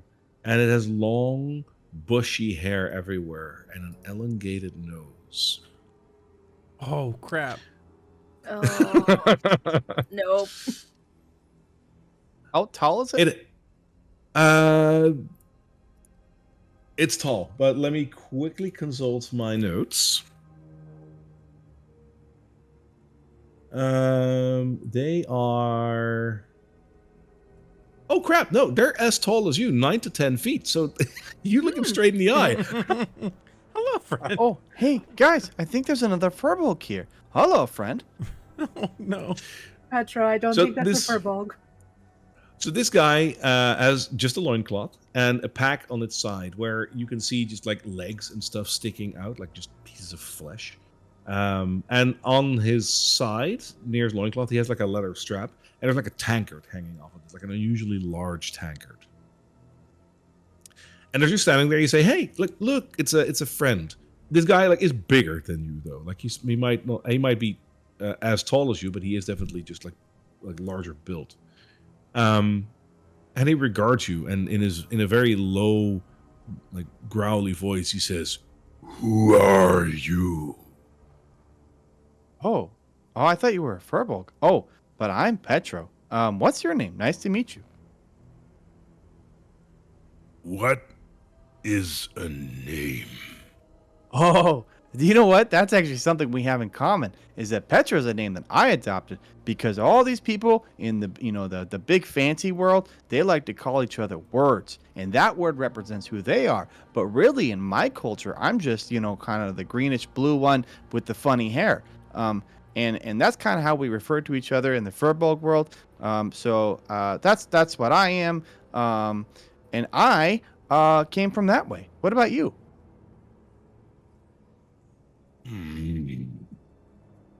I go back to King Zaphod. Oh, okay. Well, good luck. You also coming to King? Oh, who's the king? This isn't something I know about. Can you teach me? King Zaphod, king of trolls. King of trolls. Wow. I didn't know there was a king of trolls. I mean, yeah, where is he? In palace. And he points down the street, and if you look down the street in that direction, like a little further down the street, you can see the beginnings of the gate of this street. Oh. I wasn't gonna go that way, but now I'm really curious.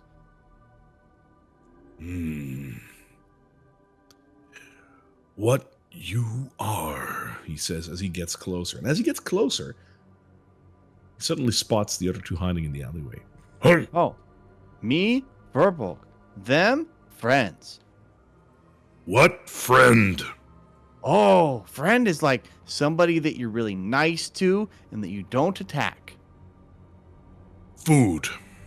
It's kind of similar, but instead of eating them, they help you find good food. Oh, Give me a persuasion check on that.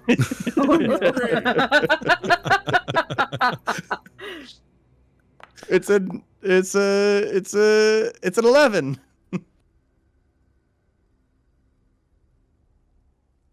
little hairy creature already food, not need find other food. Oh, he does look like food, but he's not. He does. Okay, I Fish try to are grapple friends, him. not food. I attempt to grapple him as he walks past. Corey I holds love up that. Okay. Corey holds up his badge that says Queensman on it. I'm Queensman. This is 100% Benny from The Mummy, where he's like showing all of his like religious badges in the hope that the mummy goes away.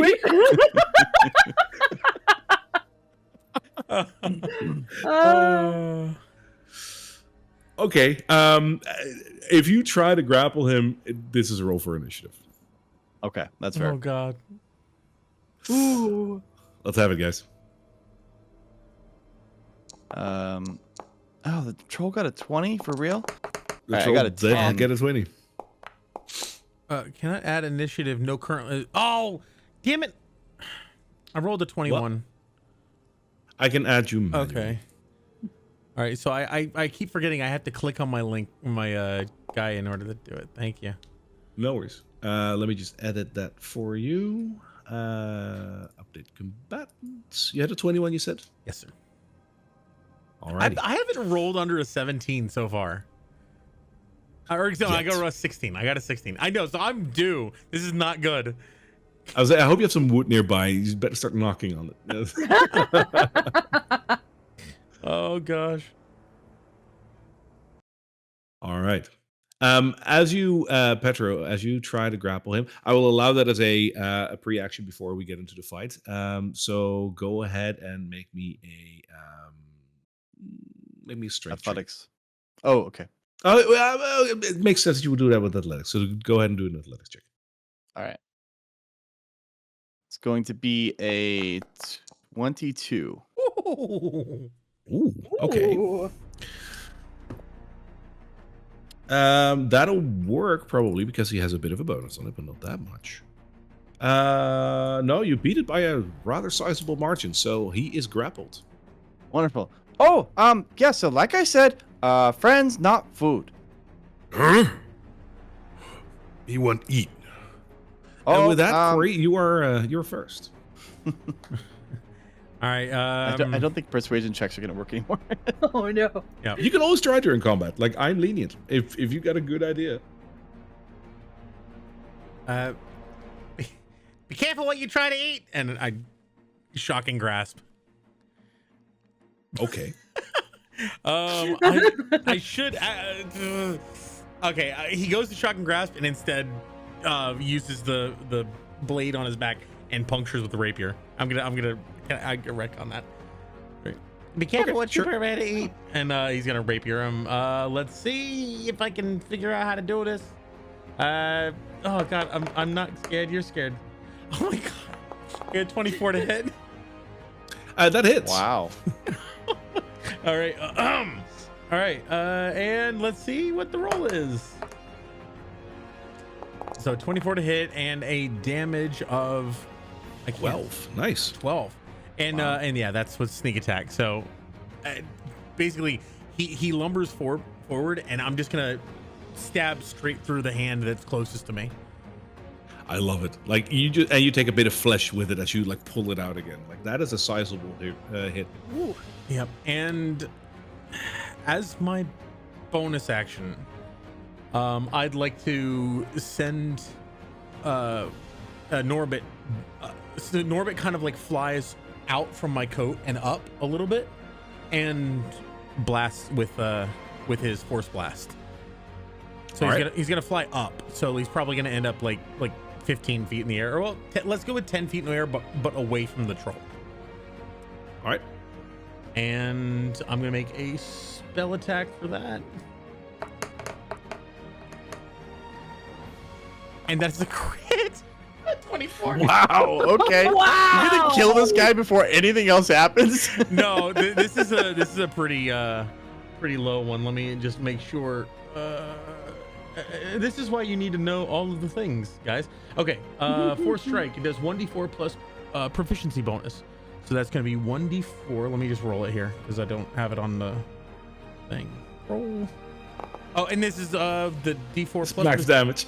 So 4 plus 6. 4 plus 4. Well, because, yeah, 4 plus 4 plus the proficiency. So a total of 10. So 10. So I stab, and as I stab, Norbit flies up and just like crackles with energy, and a bolt of this arcanical energy just cracks him right in the face. I love it. And he's gonna sidestep over here to get closer to Petro, but I don't want to get out of his reach. So the troll is immediately angered by everything you guys are doing. And as it is its turn, he wildly starts flailing around him. And he makes 3 attacks in total, 1 bite and 2 claw attacks. 1 claw and 1 bite will be focused on you, Corey, as you hurt him, but the other one will go to Petro as you're trying to grapple him. Well, you're grappling him. For the claw attack, Corey does a 18 hit. It matches, yes. All right. The claw attack will hit you for 11 slashing damage as his nails just rake through your fur. And I'm bleeding. All right, and he will bend down, going in for a bite. That might just be missing, seeing your previous score. That's a 16.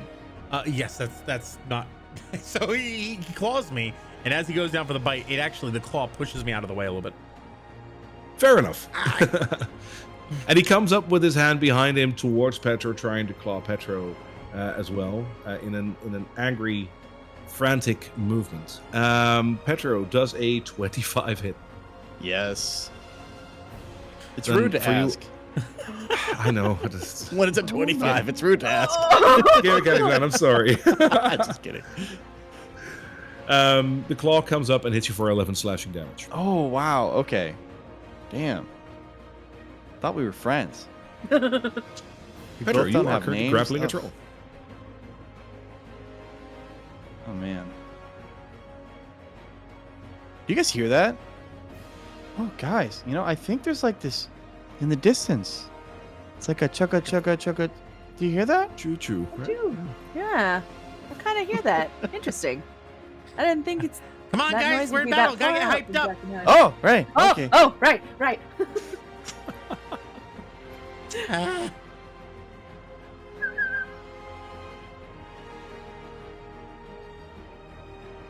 Is it my turn? So Petro, you're currently grappling Okay. a troll. What do you do? Yeah. Okay. So, I'm gonna try to muscle him away from the rest of the group. Is that a thing that I can do? I guess You while can always he's try. grappled. Yeah. I don't know what rule set that would be exactly, but my goal would be to get him further away from Corey and Briar. Okay. That'll be an opposing strength check to see whether or not you're stronger than him. Okay. So I'm gonna make a strength check. Yep, and I will do one as well and see who has the highest. All right, mine is a 13. I have a Okay. natural 20 plus bonus. All right, that's not great. And there goes my action. Okay.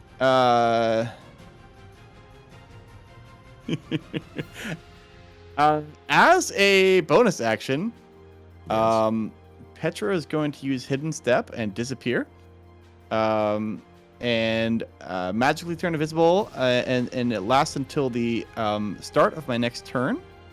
And so it's realizing that he's unable to grapple this creature. He's going to suddenly vanish and take a few steps away and regroup himself. Fair enough.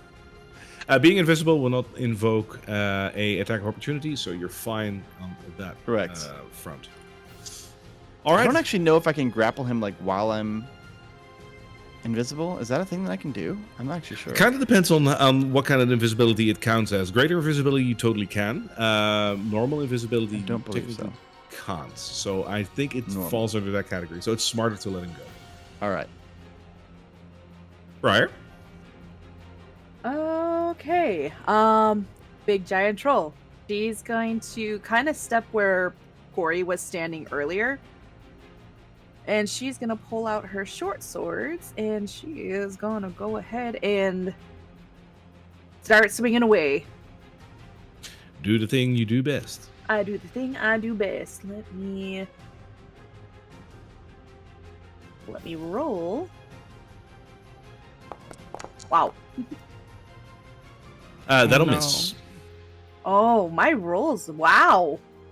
I'm stealing Okay, all the luck tonight. I'm so sorry, guys. I can't. Alright, gonna roll one more time. Wow! Okay. That is the Twice. same amount, and it'll still miss. Two Both an fours. 8. Or 2 8s. Yeah, oh boy. Boy. Okay. You slip on Corey's blood. It'll be the panic of seeing a troll, I imagine. God. Yeah. Yeah, she's never quite encountered one before, so she's kind of a little she's a little intimidated right now. All right. Anything else? No, that's it. Top it around. Corey.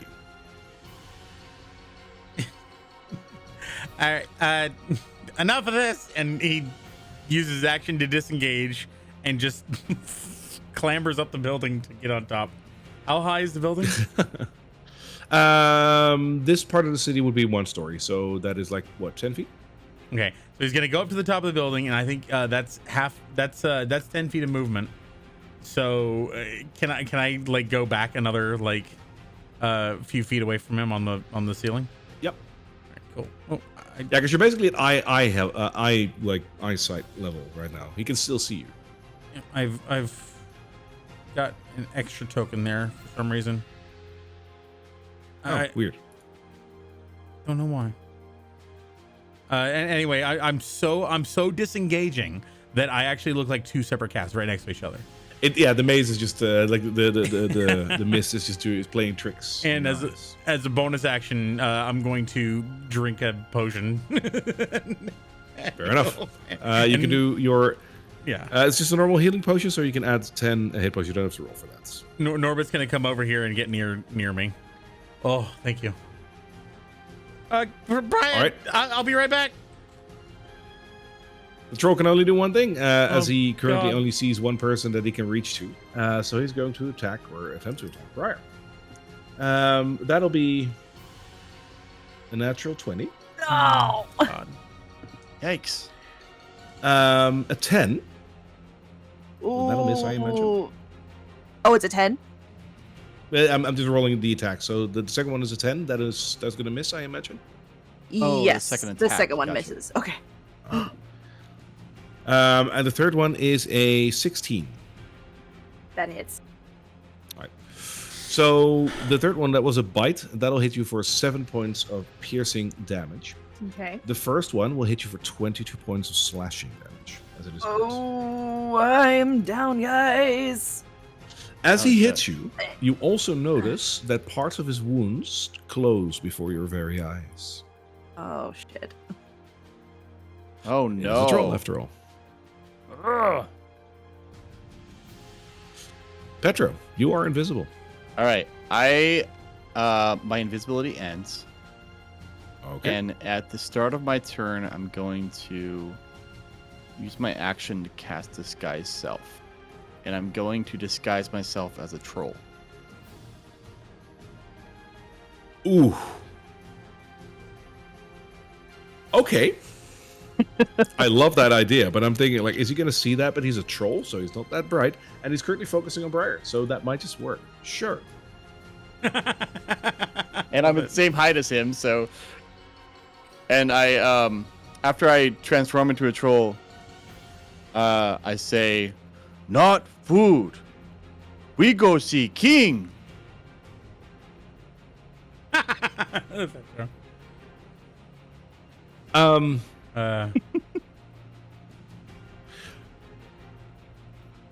mean, I love the idea.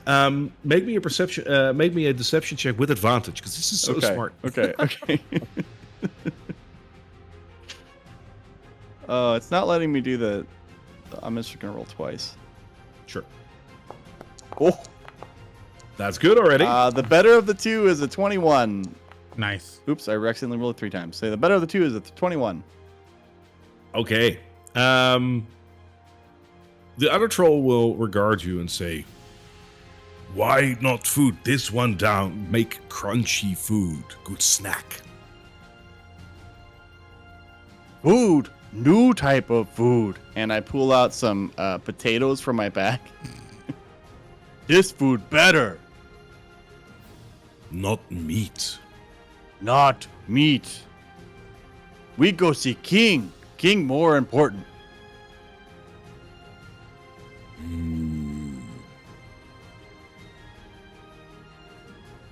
But take prey with me? No, king now. Make me one more deception check with advantage. Please work, please work, please work, please work. Ooh. All right, the better of the two is Another 21. Wow. He will begrudgingly step back, look at you, and say, "Okay, me go see king." Yes, You come with? I follow soon. You go see king. Yes. You take this later to King. Later. Okay. And he shuffles off. I will allow that to be the end of combat. That's very smart. Beautiful. And then I drop the disguise and I run over and I start healing Briar. That is so That smart. I love it. is so beautifully done. MVP Well Petro. done. Wow. I think I'm gonna say pretty much every combat we've been in, you found a way to not fight. like in a good way that ended. Not that did every something single great. one. Yeah. But I mean, you've done it. Like you've done so good with the. I'm so proud. That's so great. I'm so proud. all right. Are you out? I'm down. Like I'm Okay. on save versus death right now. Yeah. I'm gonna give you all of my lay on hands, which is 15 points of healing. 15. Okay. Yeah. So I kneel down in front of Briar. I'm just like, I'm sorry. I know you're not food. And then I put my hands on you, and you feel a warmth as you come back to reality. Her breathing is just kind of ragged, and then as she's feeling like the warmth slowly enveloping her, and then her wounds slowly closing, she's just gonna kind of wake up and just. Where is he? What happened? Oh, he went to go see the king. I think we should move maybe a little further back from the road. This seems like a good idea. And if she can't walk, I help her walk a little further away, like behind this wall over here. She hasn't quite gotten up just yet, so she's just gonna allow it to happen. Yeah. Okay. That was amazing, Petro. I think we should get out of here. For the record, I was gonna heal you. Like immediately, I was gonna jump down, heal you. You're gonna be fine. But good job, Petro. Absolutely amazing. Oh, thanks. Yeah, I think, he would have been really nice. I think he was just exceptionally hungry. Unfortunately, he doesn't like potatoes. He tried to take a bite out of me. He did take a bite out of Briar. Oh, yeah, me too. You Yeah, didn't. it hurt. You didn't take a bite out of. Oh, he took a bite out of you? Yeah, he did. Yeah. Oh wow, yeah. I forgot. 25. Oh yeah. All right. Yeah. I suggest we get out of here as quickly as we can. Oh, I think that's a pretty good idea. Let's look both ways before crossing the street this time. That seems like a good idea. I agree. All right.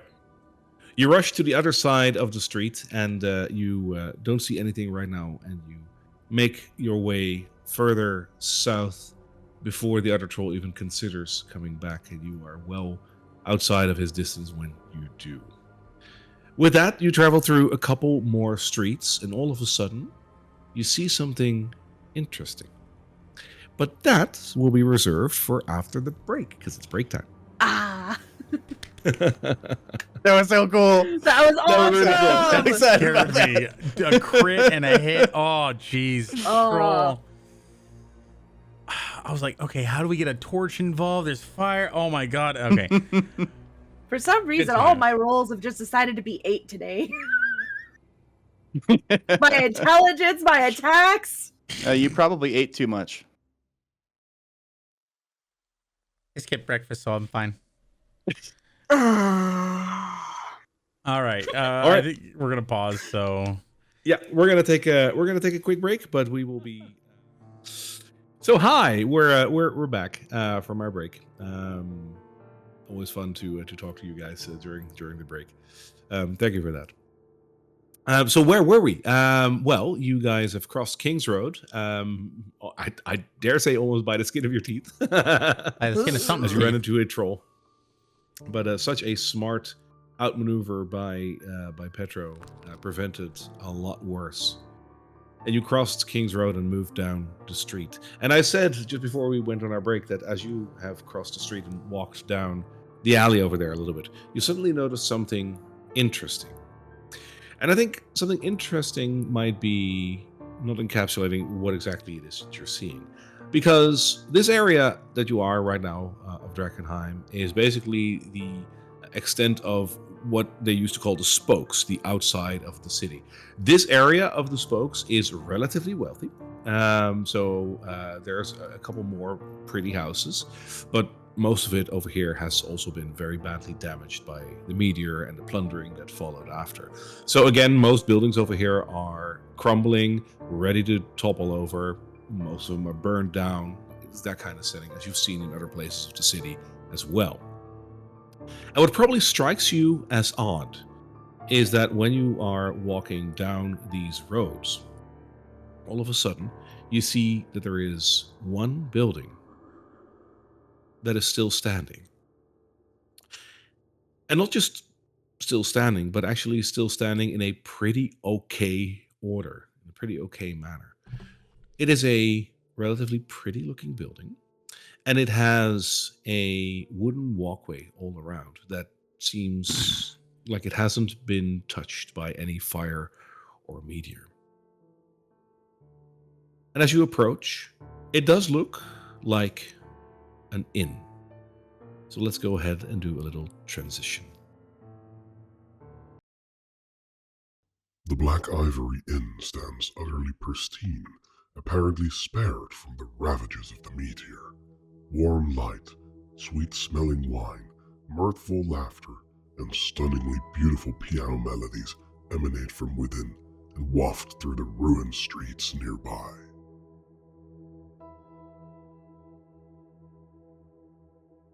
Indeed, as you approach this inn, you can see a sign hanging from the door just above the wooden walkway around this building that indeed spells out Black Ivory Inn. All the lights around this building are lit and are giving a soft, warm glow. The same can be said from the light that is coming from within the building.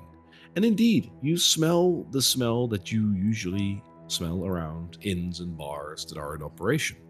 The subtle smell of alcohol that is in the air. The smell of food, well-cooked food. And you can hear music coming from inside, accompanied with the sound of people. With that, you are currently where you are right now on the street. And the question, as always, is what do you do?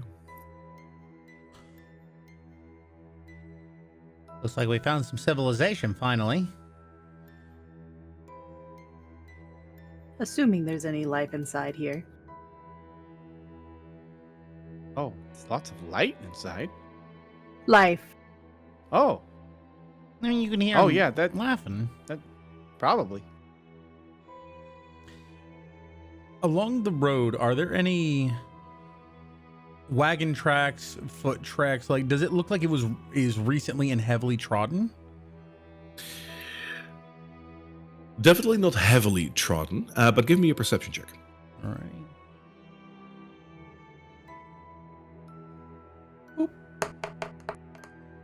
Ooh, my first low roll. I got a 7. It is raining, and it has been perpetually raining. And if there's one thing that washes away footprints, it's rain. You will be able to make out that there has not been carts over here, which makes sense seeing the state of Drakkenheim's state right now. But beyond that, it's hard to tell whether or not there's been a lot of foot traffic here.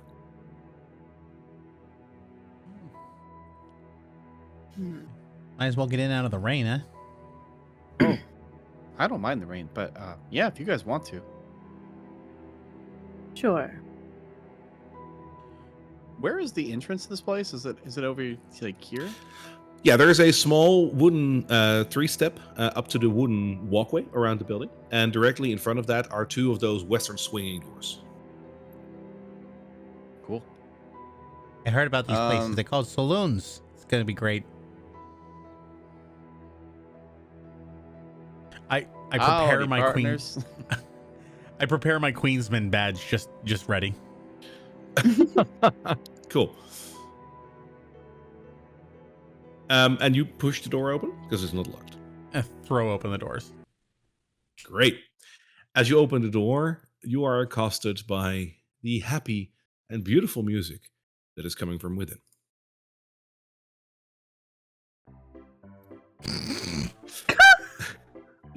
Oh, guys, I like this song. I think I've heard this one before. Have you? Oh, not on this instrument, but it was a similar tune. Yeah. Hmm. As you look inside, you are most probably shocked by the sheer amount of people that are currently in this inn. Let me open the doors for you, by the way. Ah, All around, there are tables that are packed with people. Most of these people are wearing rather nice clothing. This is the upper elite kind of establishment, it seems, if you look at the patrons here. There's a couple that look slightly different, but most of them are really wearing their finest, it looks almost. There's men and women scattered all about. And you see a couple of servants walking in between tables, serving out drinks and food. Beyond that, you notice that there is a well-stocked bar on the left side of this room. And on the right side, there is a podium, on which is a grand piano, and a lady in a beautiful green dress that is currently playing it. Oh, I don't know, As you guys. throw I open... feel a little underdressed for this place. Okay, hearing that, Corey's gonna take a step back from the door. Yep. Click his heel down on the ground, press a couple of buttons, and cast Disguise Self on himself, and just Sure. make himself look like he's in very fine clothing. I'm totally seeing you as Puss in Boots right now. Oh my god, yes! In a tuxedo. Or not a tuxedo, but like in a suit, Fancier tie, clothes. dress. He looks like the fanciest person he's ever seen in Emberwood Village. He's basically emulating that. I love that. Okay. And so you, like, for a second before it actually happens, you see all of the little nodes on his armor sort of like spark for a few seconds, and then it flickers, and then it holds steady, the illusion.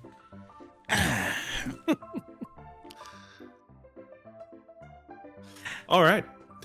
I think we belong just fine. Oh, I didn't bring anything like that. You look great, though.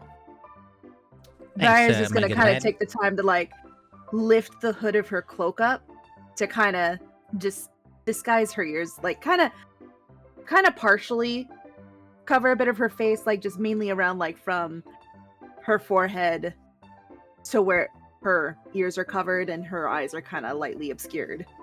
Can I give you a scarf so you can sort of like tie that fashionably in some way to obscure your ears?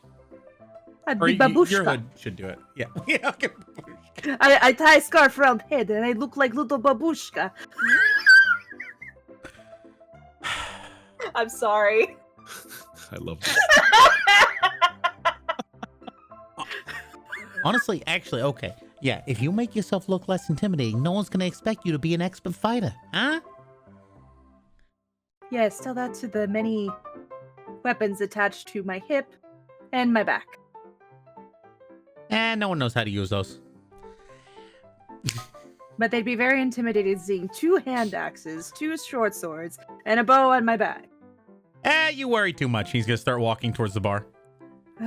As you walk inside, immediately a rather corpulent gentleman stands up that is sitting near the piano and rushes over to the entrance with his hands raised up in the air and broadly trying to show that you are welcome. Well, hello. Welcome into the Black Ivory Inn. My name is Mike. Open Mike Connolly. Can I show you to your table?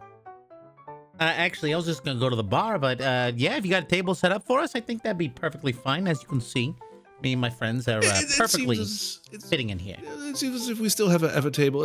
It's the 3 of you. Oh, do you have any extra large chairs? Oh, well, you are a rather large specimen, sir. I think we can accommodate. Pfeiffer, could you tally along and see if we have one of those large chairs?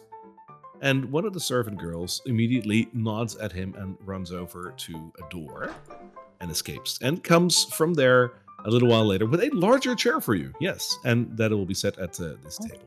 That's so kind of you. Thank you. Well, we aim to serve, sir. Please, would you care for a drink? Sure. What do you got on tap? Oh, well, we have a recent batch of Crownland wine, the recent vintage, actually. Other than that, we have some spirits. We have Dragon's Blood, which I believe is a good vintage as well, but the barman would know best. Or if the gentleman would like something else, a glass of water or something non-alcoholic. For context, by the way, Dragon's Blood is like a really strong alcoholic beverage. And Crown and Wine is actually the vintage of Drakkenheim. Oh. How much Or is used the to be. dragon's blood? That will be 1 gold for a shot, ma'am. I will take 1 dragon. All How right. much? How much for the crown? Would you like a bottle or a cup, sir? I guess it depends. I think we could buy a bottle for the table. Sure, a bottle will be 2 gold. There you go. Wonderful. And for you, sir?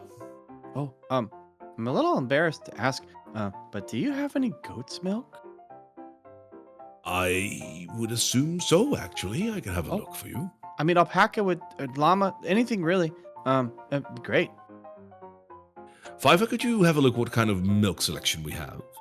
And she will run back and come to you and tell you that they actually do have goat's milk, yes. Oh, a tall glass of goat's milk then. As you will, that will be 1 silver. Coming right up, sir. I will return back to my table. If you need anything, feel free to ask Pfeiffer or me, and I will be right with you. Do enjoy. As he says, he clicks his heels and nods at you, and then walks back to the table at the front. Guys, this place is great. We should live here.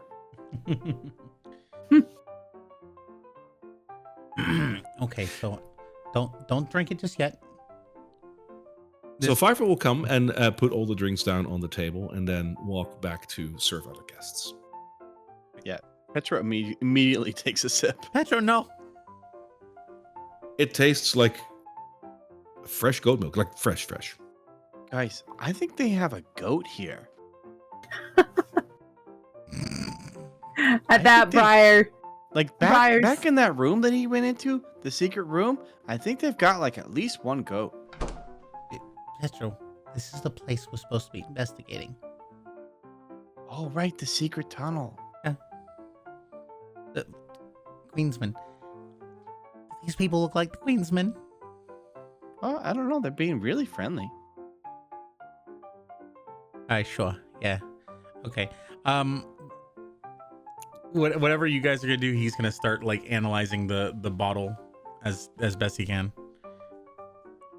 Sure.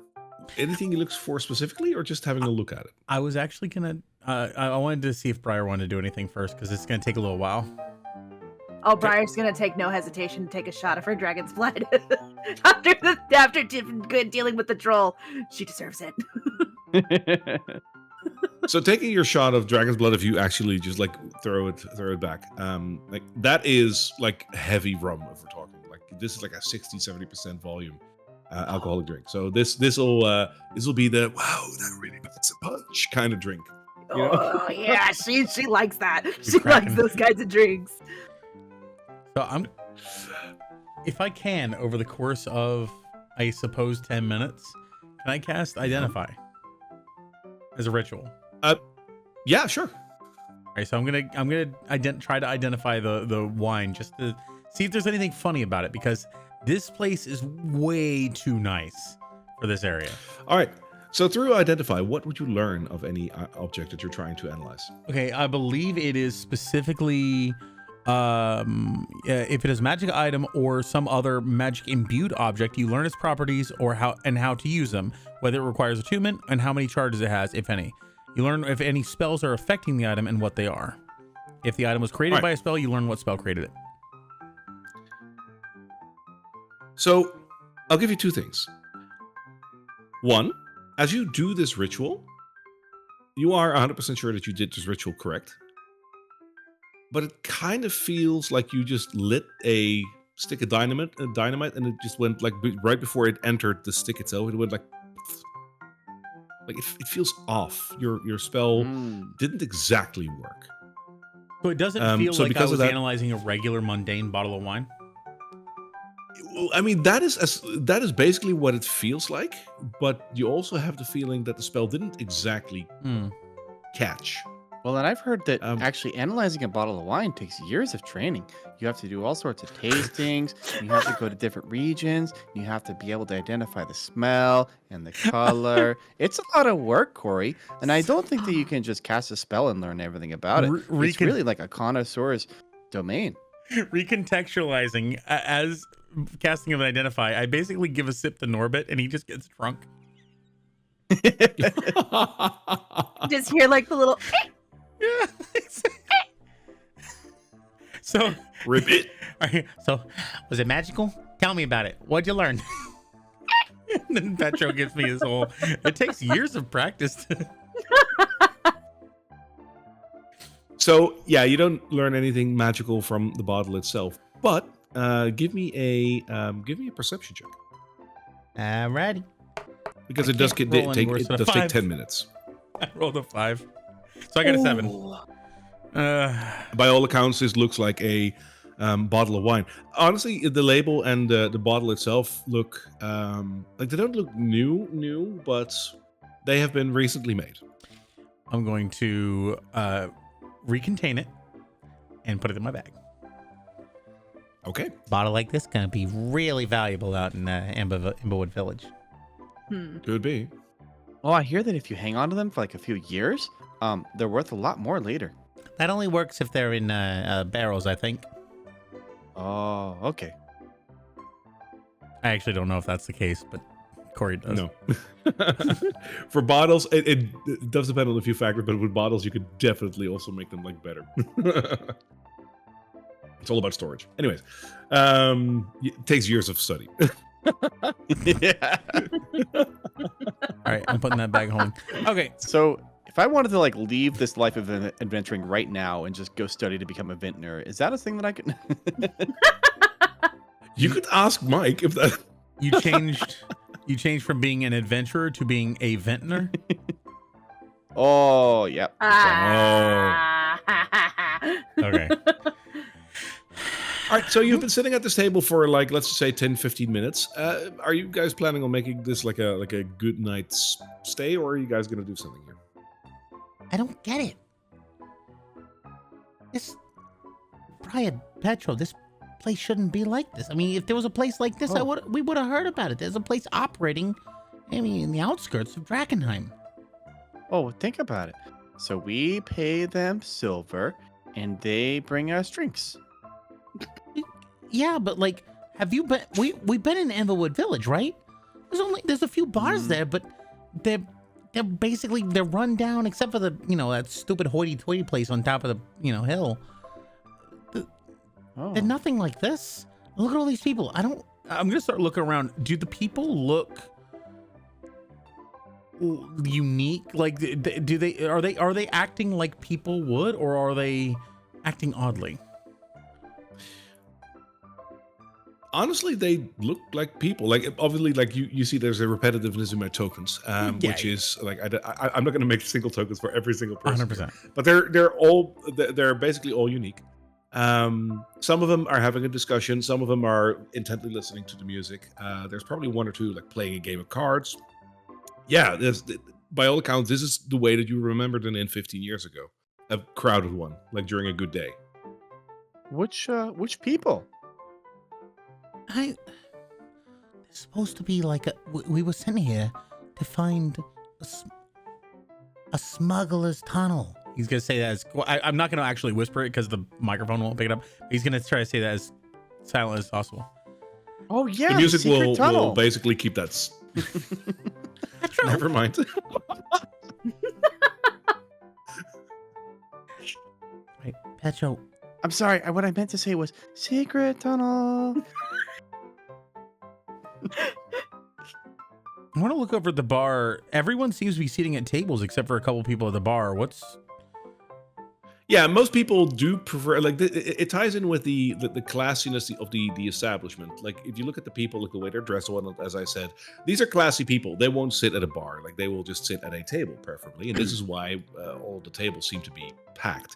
But there are places at the bar for whomever. It is a bar area, of course, within the inn, and a couple of people have chosen to sit at the bar, probably because they're alone. The two that are currently sitting at the bar are both less classy dress, and they both are wearing like capes with hoods.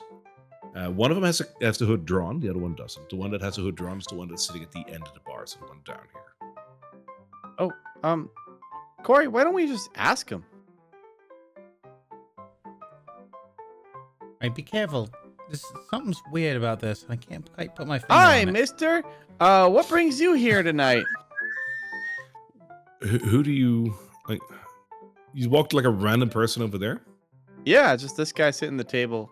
I'll sit there. Hello. You must have been drinking your milk as a child. Huh? Oh, I almost forgot it. And I go back to the table, I grab the milk, and then I come back. Oh, yeah, it's goat's milk. It's really fresh. Oh, you're still drinking your milk. Well, that is probably why you're so darn dash tall. Amazing. That's probably part of the reason, yeah. I'm Milford also- Withersby, how are you? Oh, I'm Petro. It's so nice to meet you. Yes. It's in Drakkenheim. You know, not everybody's friendly, so it's really nice to meet somebody friendly. What are you drinking? I'm having a Crown and wine. I do prefer the local vintage, and the Oh. current one is especially fine. They had a good Did year you- last year, they seemed. Yes. Oh, last year. Wow. Really, with all the delirium around, that's kind of surprising. With all the Did what? you- Huh? With all the Oh. what? The delirium. Is that a new type of vintage? No, where are you from? Well, my good man, I'm from Drakkenheim. Where else would I be from? You don't take Oh. me from some peasant from one of the nearby villages, do you? Yeah, no, me too. I grew up here, actually. Unfortunately, when the meteor fell 15 years ago, things have been pretty different.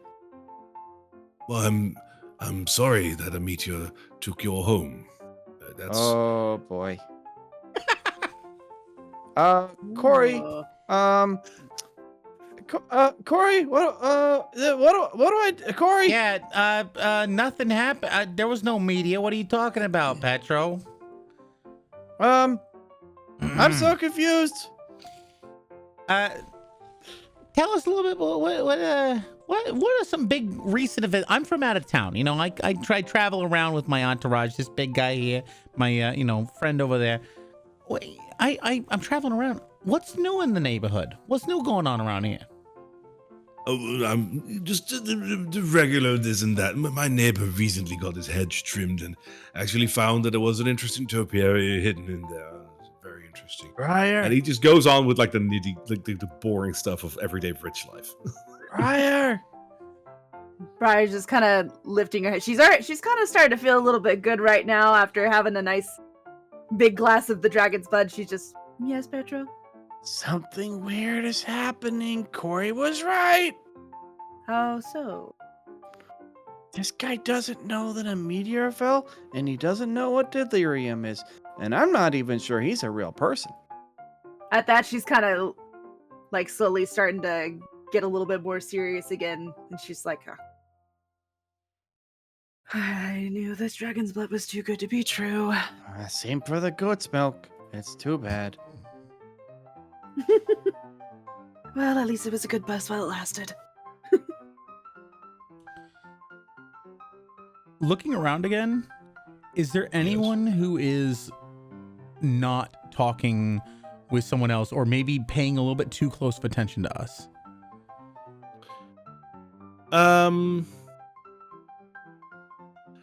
There might be one that has paid attention to you a little bit, but has since returned to his drink. Beyond that, everyone is just having a good time. There's a couple of people that are sitting by themselves, and they might even strike you as odd in contrast to the rest of the people, because they're dressed different. But beyond that, nobody's paying attention to you.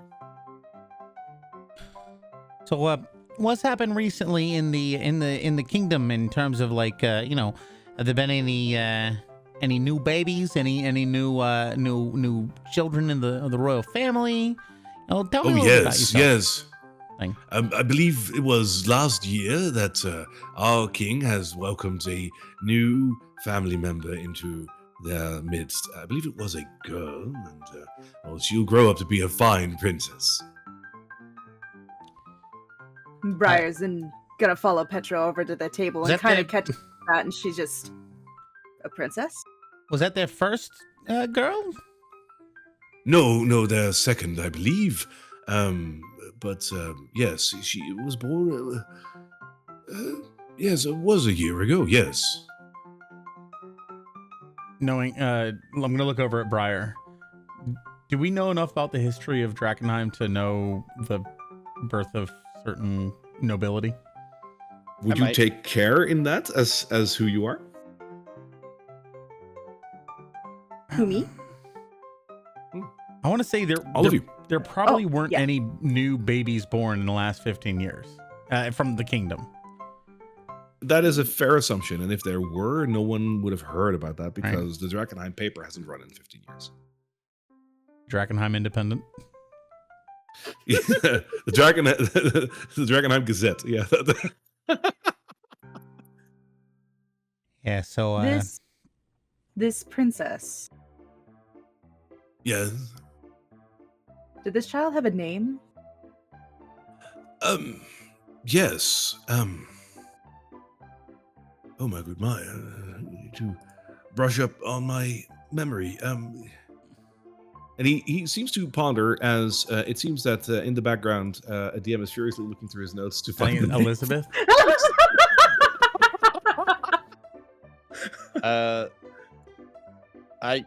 Well, Would Petra know? potentially. Potentially, yeah. As a matter of fact, I think you do. But we don't know Petra knows. I'll DM you. Oh no. No, I found it. I don't think Corey knows, but Daniel knows. It would be Eliza. Liza. Oh no, I think she's got to be probably 20 or 30 years old now. No, you're sadly mistaken, my man. She was only born last year. Oh Yes, of course. She was only born last year. Hey guys, this guy's crazy. you guys enjoy your drinks. I'll be right back. I'm just gonna talk to another friend. As you approach this table, there is a lady sitting in plate armor who is ravaging a plate of food, and there's a stack of plates right next to it, like 4 or 5 plates. I'm gonna place the bottle of wine on the table and say, "Mind if I pour you a drink?" Great, thank you. There you go. I'll go ahead and pour her a Great. cup. So Sure. You work her? no. I'm just passing through. I wanted to meet some, rub elbows with some of the locals. No. Yeah. Well, I need my elbows to eat, but sure. Sure. Name's Corey. I just wanted to ask you a little bit about yourself. I think travelers and locals are all so fascinating. What's your name? What do you do? I'm sorry. I'm Anika Patel. Squire in the Silver Order. You know Silver Order? Oh yeah. I actually have a friend of mine who's I believe he's an acolyte or something. He's just starting out. Really? Might be working his Oh, way to nice. be a squire too. Maybe you could give him some pointers. Oh, maybe. If you excuse me, and she just continues eating. Sure, yeah, sure. Petro. Oh, hey. Well, you want me to come over there? Sure, yeah, come on over here, Brian. Oh, hey guys. So this is Annika. Oh, huh. She's she's a squire in the Silver Order. Oh, wow. Who do you squire for? I met some of the knights the other day. I squire for Sir. Oh. Is it... Sir. Is it Ador?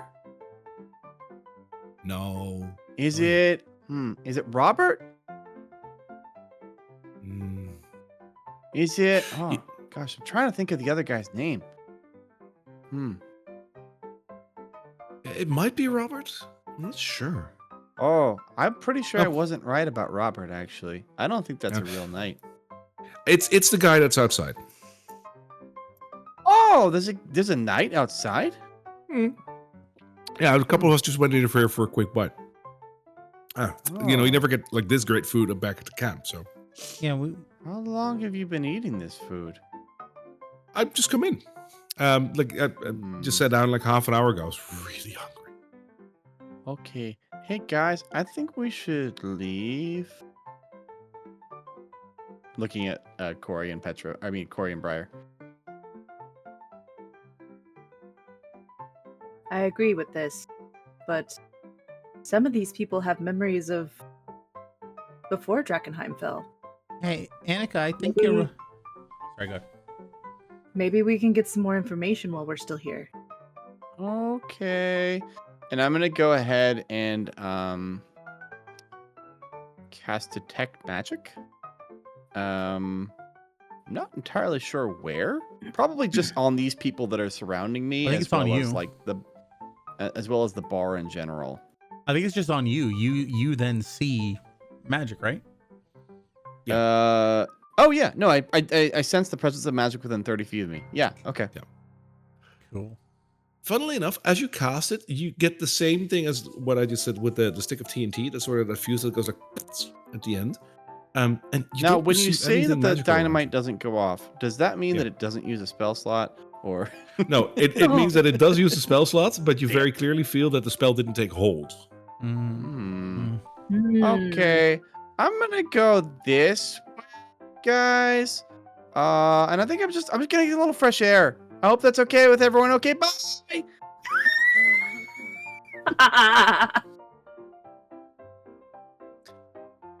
We'll get back to you in a second, Petra. I kind of want to do some interviews. What about you, here, Brian, Corey? Brian? Same. Briar, as she says that, she's gonna go over to the fellow over here with the purple robes and the long beard. Okay. Before we get into that interview, Petro, switching to you, and this is only for you. As you step outside, you see something marvelous.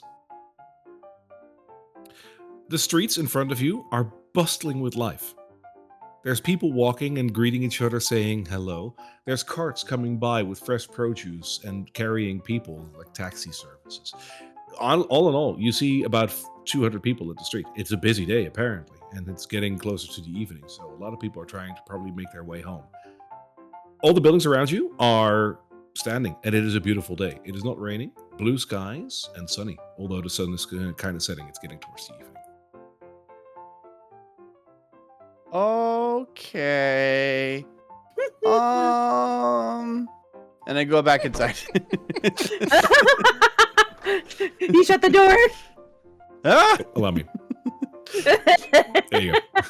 Hey guys.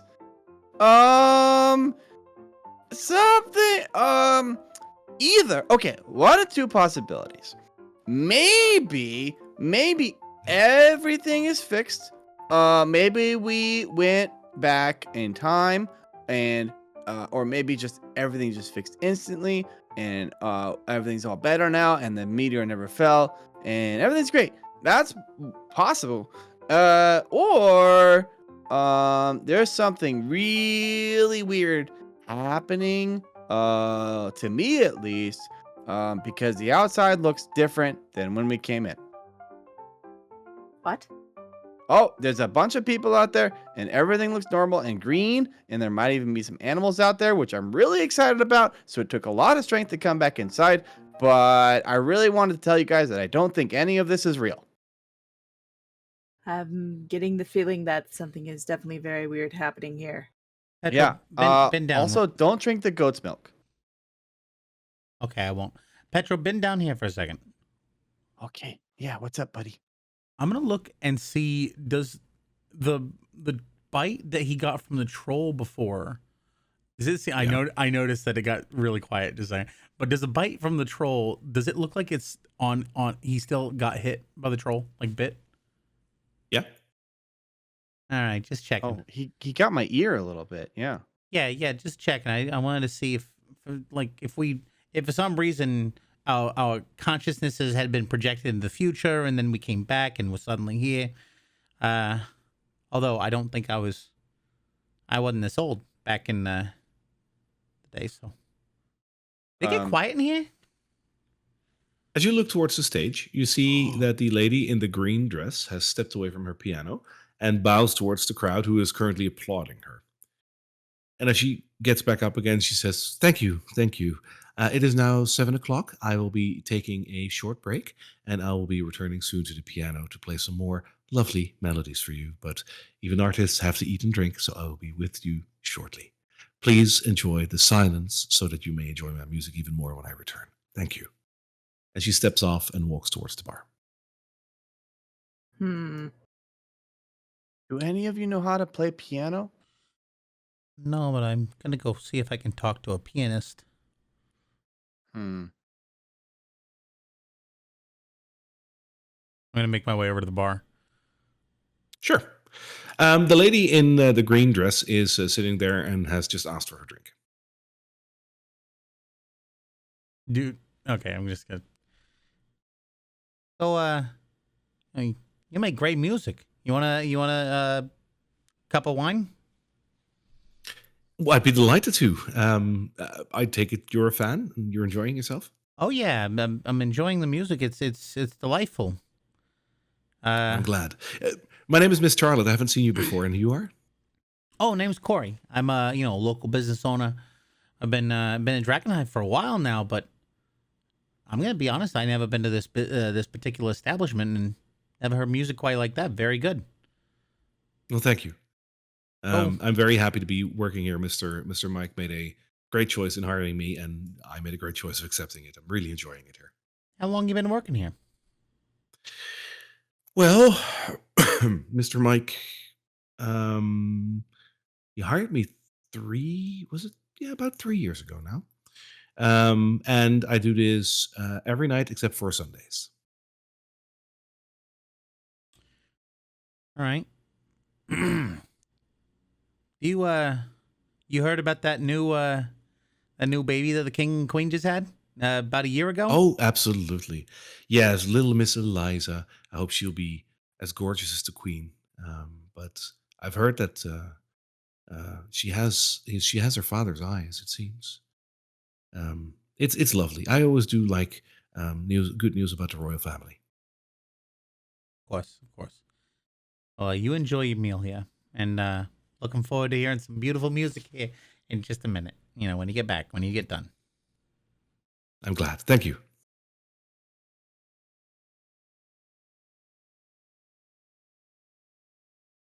I don't know what's going on here. She seems just like everybody else. I don't know what's going on here either, but it's not right. Hey, Mr. Mike, you said this was the open mic kind of thing, so I can go play the piano, right? Okay, thanks. I'm gonna just play the one song that I learned a long time ago, and I attempt to play like Heart and Soul or like Chopsticks or one of those like really basic songs. Twinkle, twinkle, little frog. I mean, heck, give me a performance check with disadvantage because you've never played the piano. Oh my That's god. probably true. It is not bad. It's a 14.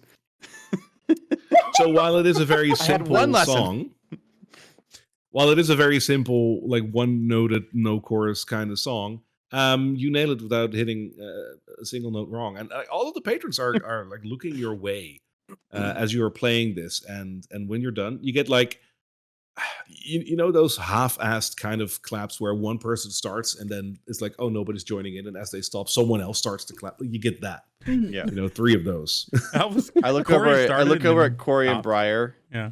After I successfully play the piano and get clapped, I look over at Corey and Briar and I'm like, okay, this is definitely an illusion. And he blurted it out. Hey there, Mike. Word, if you please.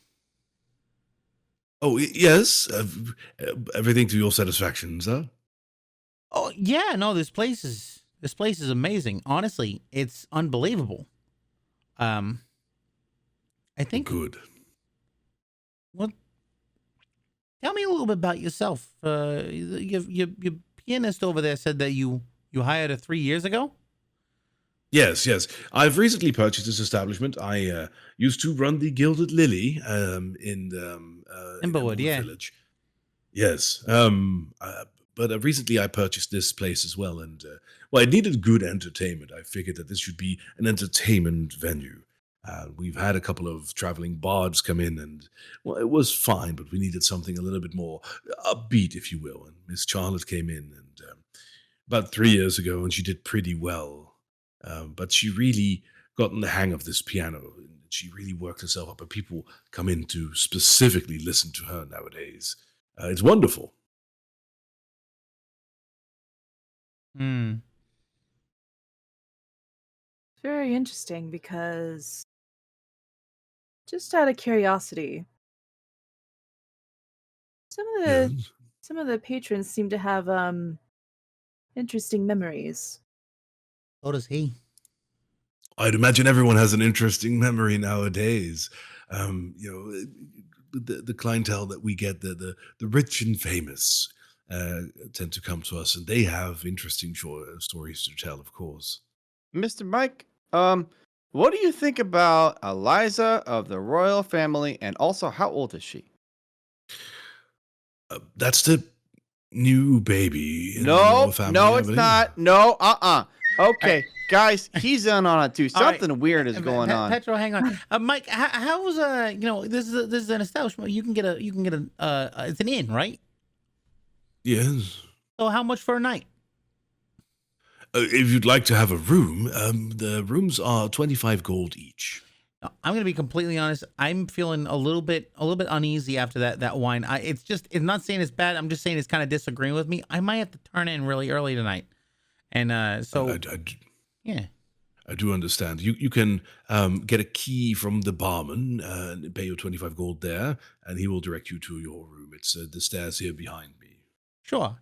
As I pass Pfeiffer, what is she currently doing? Is she like She's serving tables.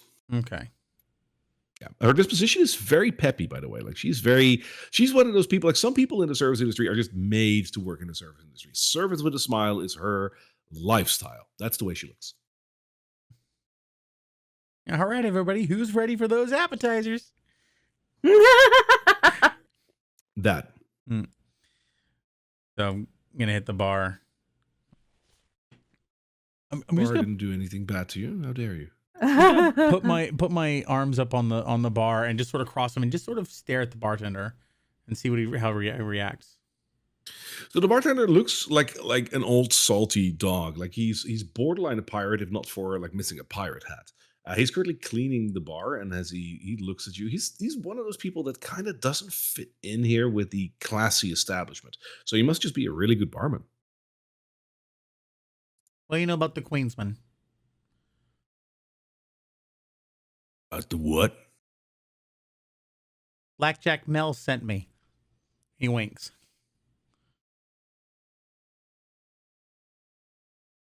Is there something I? Okay, just checking. What?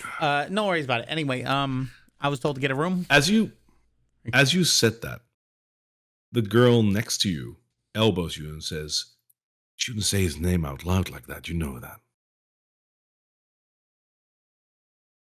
I'm gonna look over. What does she look like? 100% wearing the regalia of the Queensman. She's wearing basically like leathers that are studded. She has a leather cloak with a red trim around it. And while the Queensmen don't really do insignias, They basically have a style of dressing that 100% fits what she's wearing.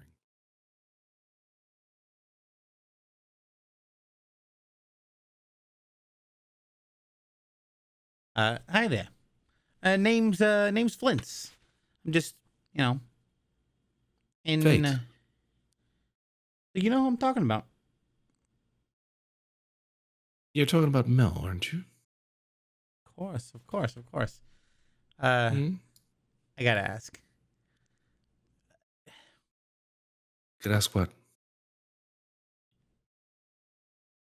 Did an asteroid hit? Did a meteor hit the city 15 years ago, or are you just as, you know, messed up as everybody else here? No, the meteor hit like 15 years ago. This place was apparently spared or something, but yeah, city's devastated. All right, hold that thought, guys, come here. Okay. And I walk over there. The barman, seeing that his line of question isn't going anywhere at the moment, returns to serving other people. Yeah, I already got my wine. All right. So, we got ourselves someone who. Did she say her name? Was it? Did she say Fate? Fate. Yes. This is Fate. Hey, Fate. This is my friend Brian Petro. Hi, Fate. What is up with this place? Tell me your opinions on Eliza. I already established. Dead, I guess. She knows about the media. You already did. Okay, never mind. Nice to meet you. So, we've been asking around. Nobody in here remembers the last 15 years. What is with this place? I don't know. What do you mean you don't know? You're the only one who's different. In what way? You actually remember what's happened out there. And the rest doesn't? No, we've been asking everybody. Nobody knows. Everyone thinks Yeah, that and it's I'm like really good at piano. You were the one that was just playing, right? Oh, I was. Yeah, I can't actually play piano. I don't know how that happened. Well, I think a congratulatory thing is in order here. I think we should congratulate you for making the barman sell me another beer. Don't drink that. Well, don't drink the goat's milk. Maybe that's fine. She looks over at the bar and there's like 3 mugs of empty mugs of ale next to her. She says, Oh. "You don't tell me what to drink or not to drink." Oh, that's fair. Okay, you go right ahead. I'm sorry, ma'am. All right, so let me get this straight. You walk through a city of blasted ruins in the midst of the haze that is coming from the media, and you look at this one building and it's completely untouched, and there's all these people in here who don't know anything about what's happened. You haven't talked to anybody? Yeah, no, I talk to people. Did I? Oh, Hey, Fate, guess I didn't. stay with us. Stay with us. Don't lose focus. Yeah. Something's No, I something's going on in this place. mm-hmm. Okay, something's happening. The people here don't remember anything about the last 15 years. Okay, so I see that. Corey doesn't. We got to figure out what's going on because something's wrong here. Okay. So what exactly is wrong? People are having a good time. I'm having a good time. I'm drinking here. Yeah, It's the first time in forever since I've had a good drink. That's a good point. Actually, I agree with her on that one. well, but what if you never make it out of here? Because all What do you these- mean? Petra I'm starts just drinking a couple of pints and then I'm out of here again. So- The rest so is why are waiting you here? outside. They're Wait, the rest. Is Oh, we who? were chick. The rest of the Queensmen. I'm with a small band. They're basically keeping an eye outside. I'm leading them, and I said I'm going in for a drink, and then we'll scope out the rest. There's nobody How outside. How long ago were they outside? Yeah, there is. There's loads of people outside. Look. Your friends are not outside. The friends that you came in here with are not outside. Horseshit, they're outside. Let's go check. Sure.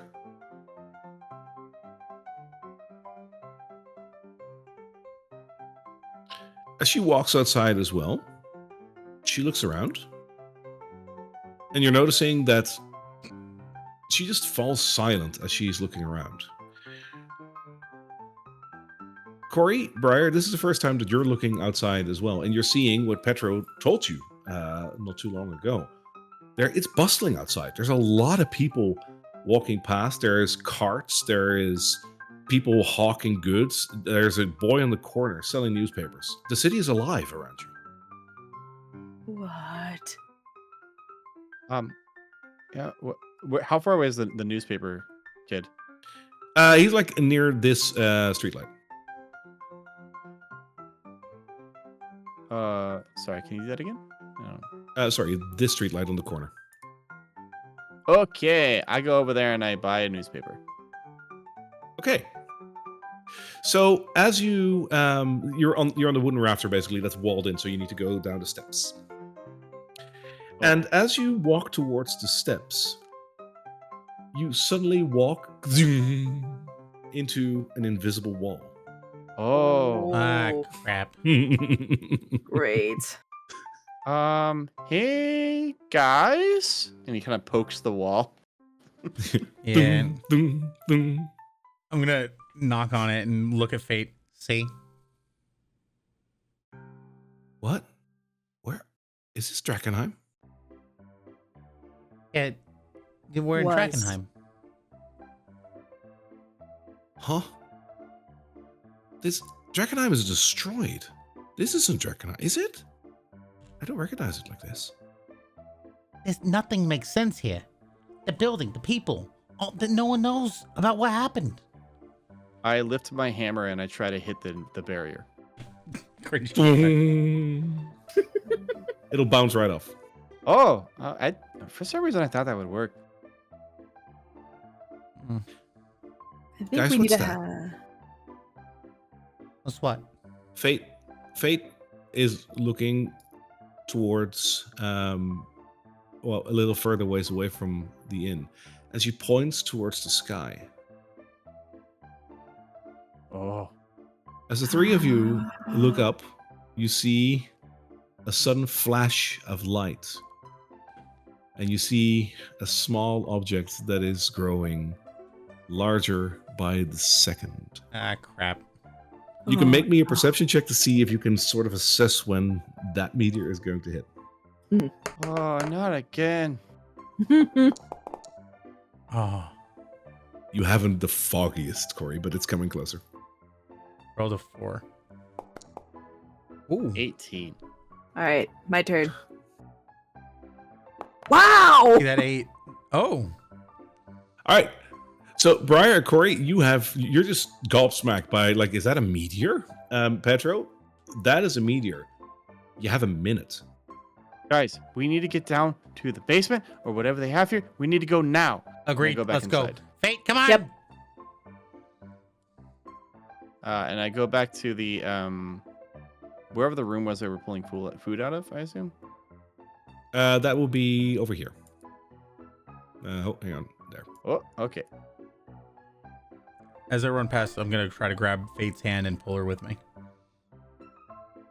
As you open the door over there, you run into the kitchen where, as you walk in, the cook gets scared by you suddenly pulling the door open and just lets a whole stack of plates crash on the ground.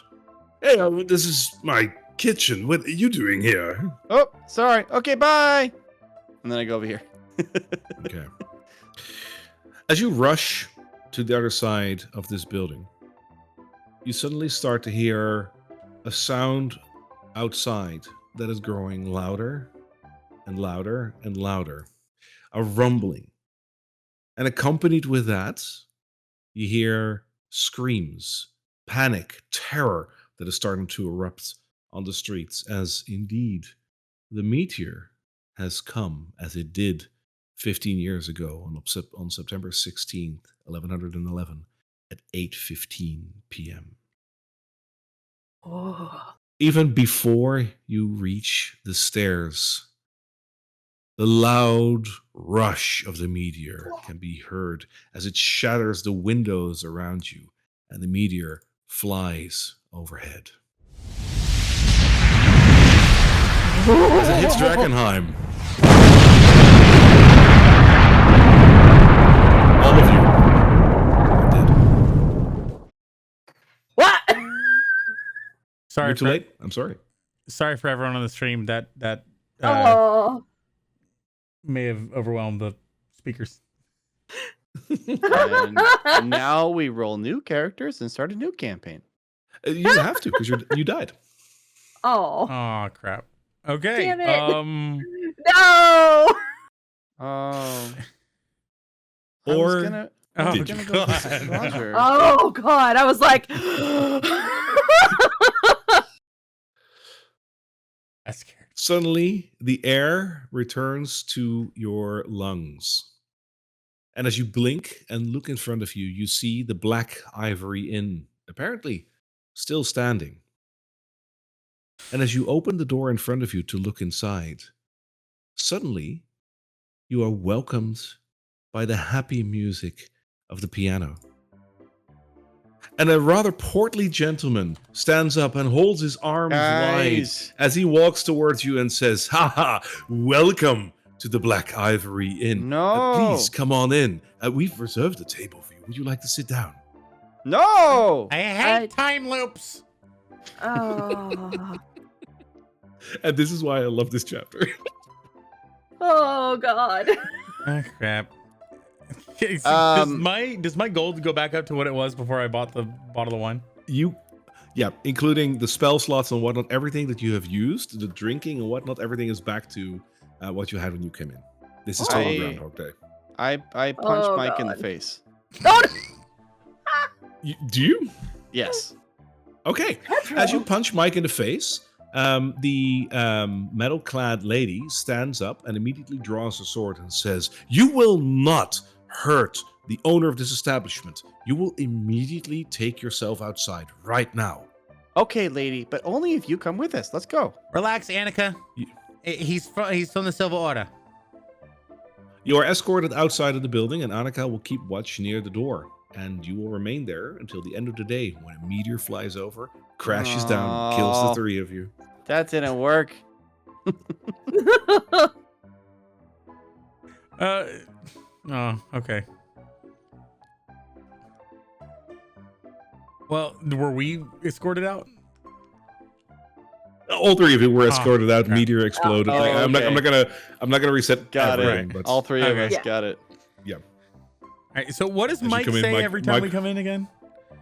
As you come in, he will stand up and raise his arms wide and say, "Welcome to the Black Ivory Black Inn." Ivory Inn. Yeah, we get it. Would you Thanks, like buddy. a table? You could take a pretty decent punch, by the way. I just happen to know that. Okay, I'm gonna go downstairs. Well, now. back in my day, All right, I'll The- after Petra does his thing. when you go to the staircase, by the way, this is a staircase that both goes up and down. What? Oh, I would like to go down, please. Sure, you can. I don't know which. side it is. Briar Corey, do you follow him or is he gonna go alone? I want to try Briar's gonna follow Petro here in a minute. She kind of want to get a bit of information. Oh, okay. 'cause- Prior, do your thing. I'll meet you. You come with me later. Okay. She wants to ask as many questions as she can. Sure. Then for now, we're gonna bring you to the basement. Oh, okay. And you are gonna come down over here. And it'll just be you, Petra, right? I believe that's what happened. All right. You are descending the wooden, creaky steps that lead into a cold stone cellar. As you open the door over there, you walk right into the actual cellar part of this place with a lot of stocked food and wine bottles. There's also a couple of casks of ale. Are there any Wine bottles goats? seem to be in a very... There's no goats over here, but there is like a little rack with like 6 bottles of goat milk. Oh, wasn't quite as fresh as I thought, but still pretty fresh. The wine bottles also look like they are like in new condition. They're new. Is there another door over here, or am I imagining things? No, there's another door over there. That's correct. Oh, okay. Oh, I see This all looks normal. That is not showing a door. Allow me. There you are. Nice. As you open up that door, you walk into a small hallway. Hang on. Let me just add in one thing. There it is. A small hallway, which has doors on both sides. And in the corner of this room, there is a chair upon which is a rather scruffy-looking gentleman. He's leaning back in this chair towards the wall, and he seems to be sleeping. Oh, hey, excuse me, mister.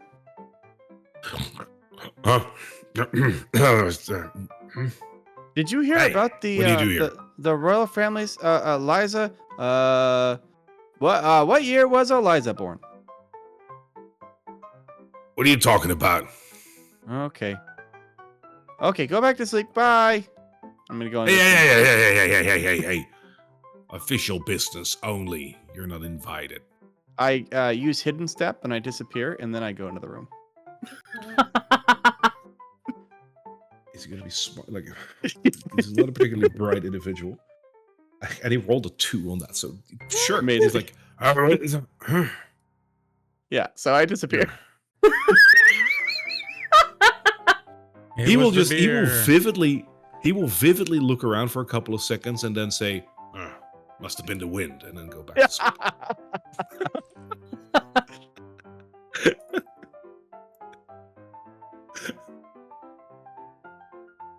All right.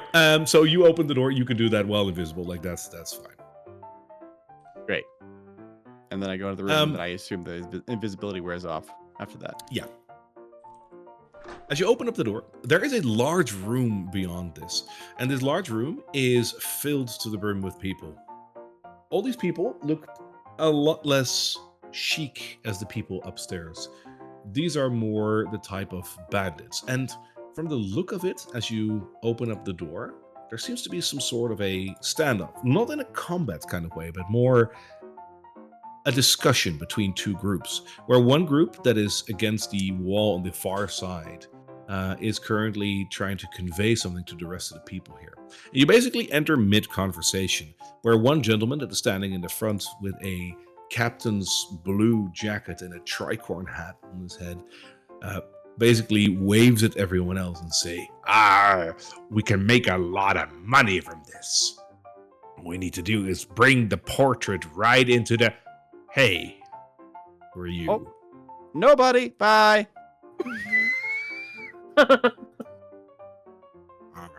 And he apparently continues the conversation that you can't hear. Okay. At this point, I'm gonna take a peek into this room first. Sure. And then I'm gonna head back upstairs. There is a very small hallway behind that with a stone staircase that is going up.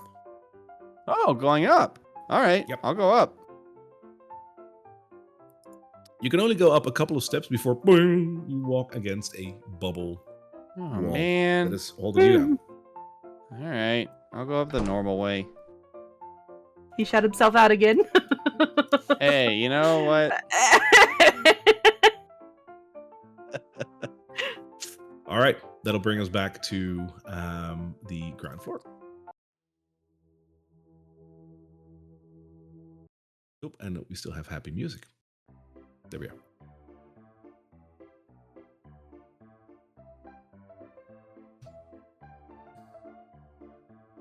All right, so what is happening upstairs or ground floor? I'll defer to Briar for now. Okay. Briar is going to be looking at Mike, and she's just going to ask him about if he knows anybody about Vincent Engers. Vincent who? Do you know of a Vincent Engers? Vincent Engers. You know, I'd say the last name sounds familiar, but... No, not entirely sure. I'm sorry. What can you tell me anything about that last name? Anybody else who's related to this Vincent? I'd say look someone up with the same last name. They could probably tell you. Any idea where I could find that information at all? You could try the city registry. There's a lot of last names there. It's in the inner city. If you go to Slaughterstone Square, the city hall is adjacent to it. Okay. I'll try there. Thank you. Right. And then she's going to kind of just step away. She's looking visibly frustrated and she's seeing Petro come up the stairs. So she's going to start making her way over towards him. All right. Corey, what are you doing? Your favorite, your favorite wine. Your favorite. He's asking her a list of like favorite things so then he can prove himself in the future. Okay, and she will give you all the answers. Okay, cool. So yeah, I'm gonna basically right now. I imagine Corey went up to her initially and tried to explain the situation, and she basically just said, "You're crazy. I don't know what you're talking about." And Absolutely. it's like, all right, I'll be back. But first of all, tell me all these things, and like, don't worry, we're not gonna have to worry about it because I'm just some random guy, right? So tell me. And then he asks us, does the guy who's quoted at the end of the bar act like I'm sitting here at the bar looking at her, but every now and again I'm gonna look over at him. Is he like just watching everybody? What's he doing? He's watching his drink. He's like intently staring at his drink, and he has a smile on his face. But when I get done with her, I'm gonna walk over him. Hey there, what's your deal? No, nothing much. Just enjoying the music. Name's Corey. What's yours? Aaron grunts. You you here on the Queensman business too? Queensman? What do you take me for? I'm wearing the green. I'm part of the Hooded Lanterns, buddy. Right, yeah, that girl over there, she's totally one of the Queensmen. Just talk to me all about the whole thing. Yeah. Oh, shh. I love this part.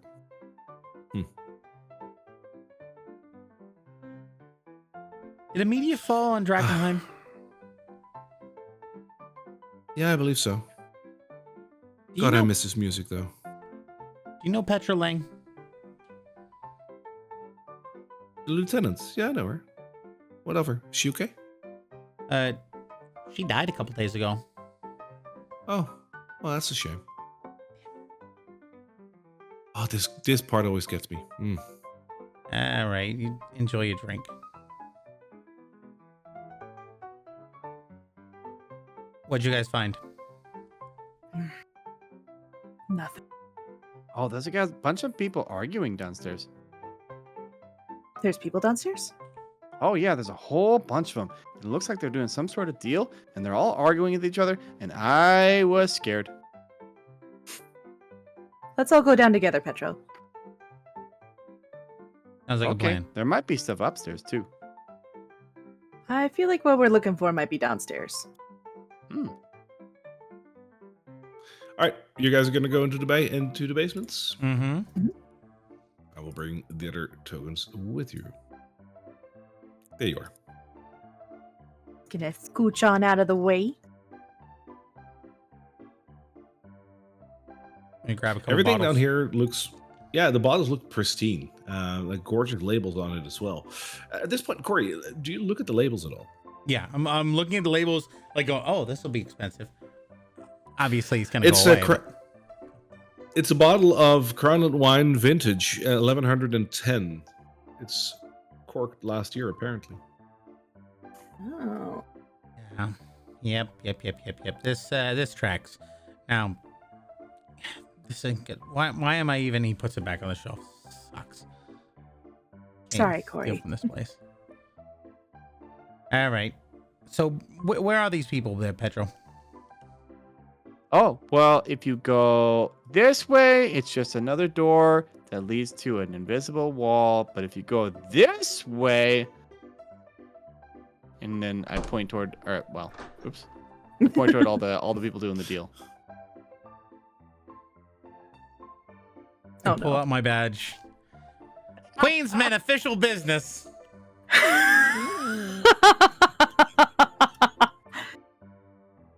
Okay, let's start with deception check. Start with. What do you mean? That should be all that's required. And it is with disadvantage because Oh, God. it's a shoddy badge, man. All right. Well, that is initially an 11. So let's see let's see if I can get lower than that. I can't. So yeah, 11. A couple of the bandits around you regard you, and you can hear like a kind of undertone from a couple of them. Immediately, a very tiny gentleman approaches you. This is a guy that's even small for a gnome. He has a very big smile, and he has a bushy gray beard. Atop his head, he is wearing one of those pilgrim hats with a belt buckle around it. And he approaches you saying, "What would he have here? Little kitty catty. What are you doing here?" Hi there. My name is Corey Flinziker. Have you found yourself trapped in a time loop and unable to escape? Well, I have an answer for you. I'm Mr. Big, and I don't know what you're talking about. That's a great name. I love that name. So you don't know what I'm talking about. Okay. What year is it? 1111. Damn it. Okay, so you're just one of the dupes who's here. Okay, got it. I'm gonna turn back to Briar, completely ignore him, and be like, We gotta do something about this time loop. We are trapped, and all these guys, they're basically just dead. Hey, So- boss, should I just remove them? You hear like a baritone voice say as a completely blank, white-looking tiefling steps forward. He's intently looking at the three of you. Do you happen to know any powerful magical entities or anyone that could or would essentially encapsulate an establishment like this in a time bubble that never ever leaves? What are you talking about, kitty? Probably like the Amethyst Academy or something. I'm talking about in gibberish. Did you here. drink too much? No. In fact, here's a bottle of wine. I just stole one. So, Mr. Big, Yes. try not to take offense at this.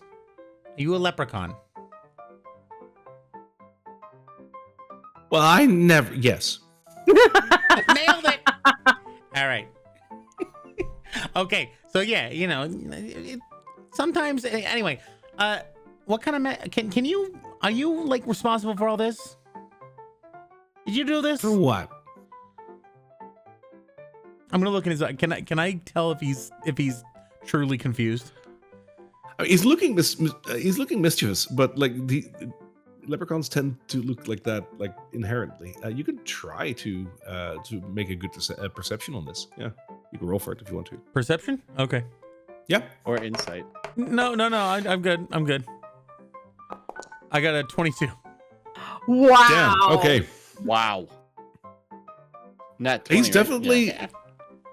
There's definitely things he's not telling you, but you're noticing the hint of confusion and doubt about your pitter-pattering about magic. All right, I'm gonna level with you. I'm gonna show you something. All right, this isn't a As you weapon. go through your knees. All right, God damn it, this isn't. All right, I'm gonna take something out of my coat. It ain't a weapon. All right, I just want to show Mr. Big something, a little evidence. Okay. I'm gonna pull out a delirium crystal using my gloved hand. Ooh, what's that? This is something that is in the city and essentially overrunning the city of Drakkenheim as of today. Today is year 100 or 1126. Sure, buddy. Can I hold that crystal? It'll burn you if you touch it. Do you have a glove? He's wearing fingerless gloves. All right, don't let it touch the tips of your fingers. You're gonna hand him a crystal. He touches it with the tips of his fingers, and he just takes the crystal from you and looks at it. Ah, pretty. Hey, boss, look at this. And he walks back over to his boss, taking the crystal with him. Sure. As far as I know, I'm Pirates- getting it back anyway. The pirate-looking man will look at the crystal and then look at all of you. Arr. It looks valuable. Where'd you get that? It is valuable, but it's also dangerous. You got to be careful with it. Be careful not to touch it with your bare fingers. Basically, you guys think we should tell him, Brian? Assuming they'll even remember it. Yeah, so it's probably not going to matter. City is about to be hit by a meteor, okay? It's going to be hit by a large rock from another, like, outside of the sky. So it comes from the sky, all right? It's going to be hit, and then today is just going to repeat. And it's just going to keep repeating. It's going to keep repeating. And you guys are stuck here. We're stuck here. But I don't know how to tell you this. This day ain't ever going to end.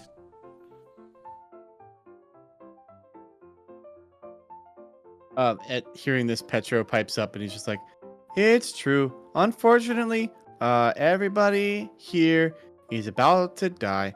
A big meteor is coming down, and you have to listen to everything we say. Then you can maybe live." They're, like, everyone around the room is like eyeing you very suspiciously. The problem is, unfortunately, I'm gonna be honest with you. There ain't no way to save everybody here. Something happened. There's something's going on here. Maybe there's a genie. Maybe there's a dragon. Maybe there's a, I don't know, 20-foot tall librarian who can cast spells. Something happened here where there's magical stuff going on. And it just keeps repeating. And it's getting frustrating. I'm just asking you guys. Have you guys seen anything sketchy and magical? Like, they're all still looking like at you like, what the hell are you talking about? But make me a persuasion check, because you're trying to persuade them here. Yeah, I'm trying to See get them things to tell, to A, believe us, and B, tell us something that might be doing this. I got a 22, 18 Oh my plus God. 4. Oh my Girl, you and your throws today. Like, that's I okay. Next session's gonna suck. Oh. You file down your dice or something. I removed a couple of bits from my the corners. Well, boss, I didn't notice anything, but if what he says is true, better get the hell out of here.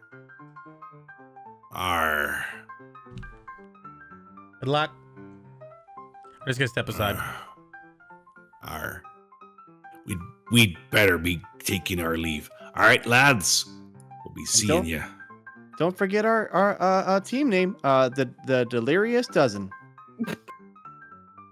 Arr. Delirious Dozen. They walk towards the double door that is next to them. They open it and they rush through, closing the door behind them. Oh, guys, I hope you don't mind. That's one of the ones that I came up with, and I figure in this time loop, like, it doesn't really matter, so we could just try it out, you know? But where does the dozen come from? Oh, well, I really like it when 2 words in a row start with the same letter because it sounds cool. But maybe we'll find 9 other members at some point, and then we can actually be a dozen. Yeah, I'm gonna Right. tap the guy on the shoulder who's next to the door. Be like, You see those guys? They just left. Like they just left you guys. Why would they leave you guys? Because this is our turf. I know, but like they left you. They think that this whole place is gonna blow up. And they just left without you guys. I don't believe you. Well, that's disrespectful of them. They think that you're gonna blow up. Yeah, well, their loss. You want to play This cards? No, we don't want to play Oh. cards. I want to Get play the hell out of cards. here. Oh. Petro, you don't want to play cards. What kind of with cards are bandits. you guys playing? You don't Whatever want cards to you play. want to play, buddy. How much gold do you have on you? Oh, I've got at least 3, 4. I've got a bit of gold. You got Briar's just three gold on you. Briar's I just think gonna so. kind of step in and just be like, Petro, you don't want to play cards with imaginary bandits. Time is I just gonna mean, reset. That sounds like a you opinion. Corey yells out from behind, "They ain't imaginary. They're just past tense." And Briar's All just right. gonna look up at Petro and just like, we need to Hey. find a way out of here. We don't have time to play cards. We can let Hey, him play guys. cards. Do you mind if I look in those doors that are back there real quick? Are you asking the bandits? Yeah. Are you allowed to use the passageway? Yes. On what grounds? Wait, someone said something about passageway. On the grounds that I want to. You know, as he leans in to you, you know what, buddy? It's a fair reason, so you can pass. Oh, you get If- pretty cool. Oh, You know the password. how about this? If I beat you in cards, I get to go through that passageway. If you beat me, I'll give you 3 gold. Deal. All right, let's go. He sits down at the table and he starts Really, shuffling cards. really banking on beginner's luck here. All right. Have you ever played Drakkenheim? No. All right. In that case, he's going to ask you that in game. Have you ever played Drakkenheim? I'm looking at my. I don't think. Yeah, I definitely have. Petra definitely hasn't. Oh, yeah, I've played a bunch of times. Good. Then this will be pretty easy. Here's your cards, and he just gives you 4 cards. You get Mhm. 2 red dragons, a blue dragon, and a yellow dragon. Hit me. He gives you a punch on the shoulder and then looks at you. Why?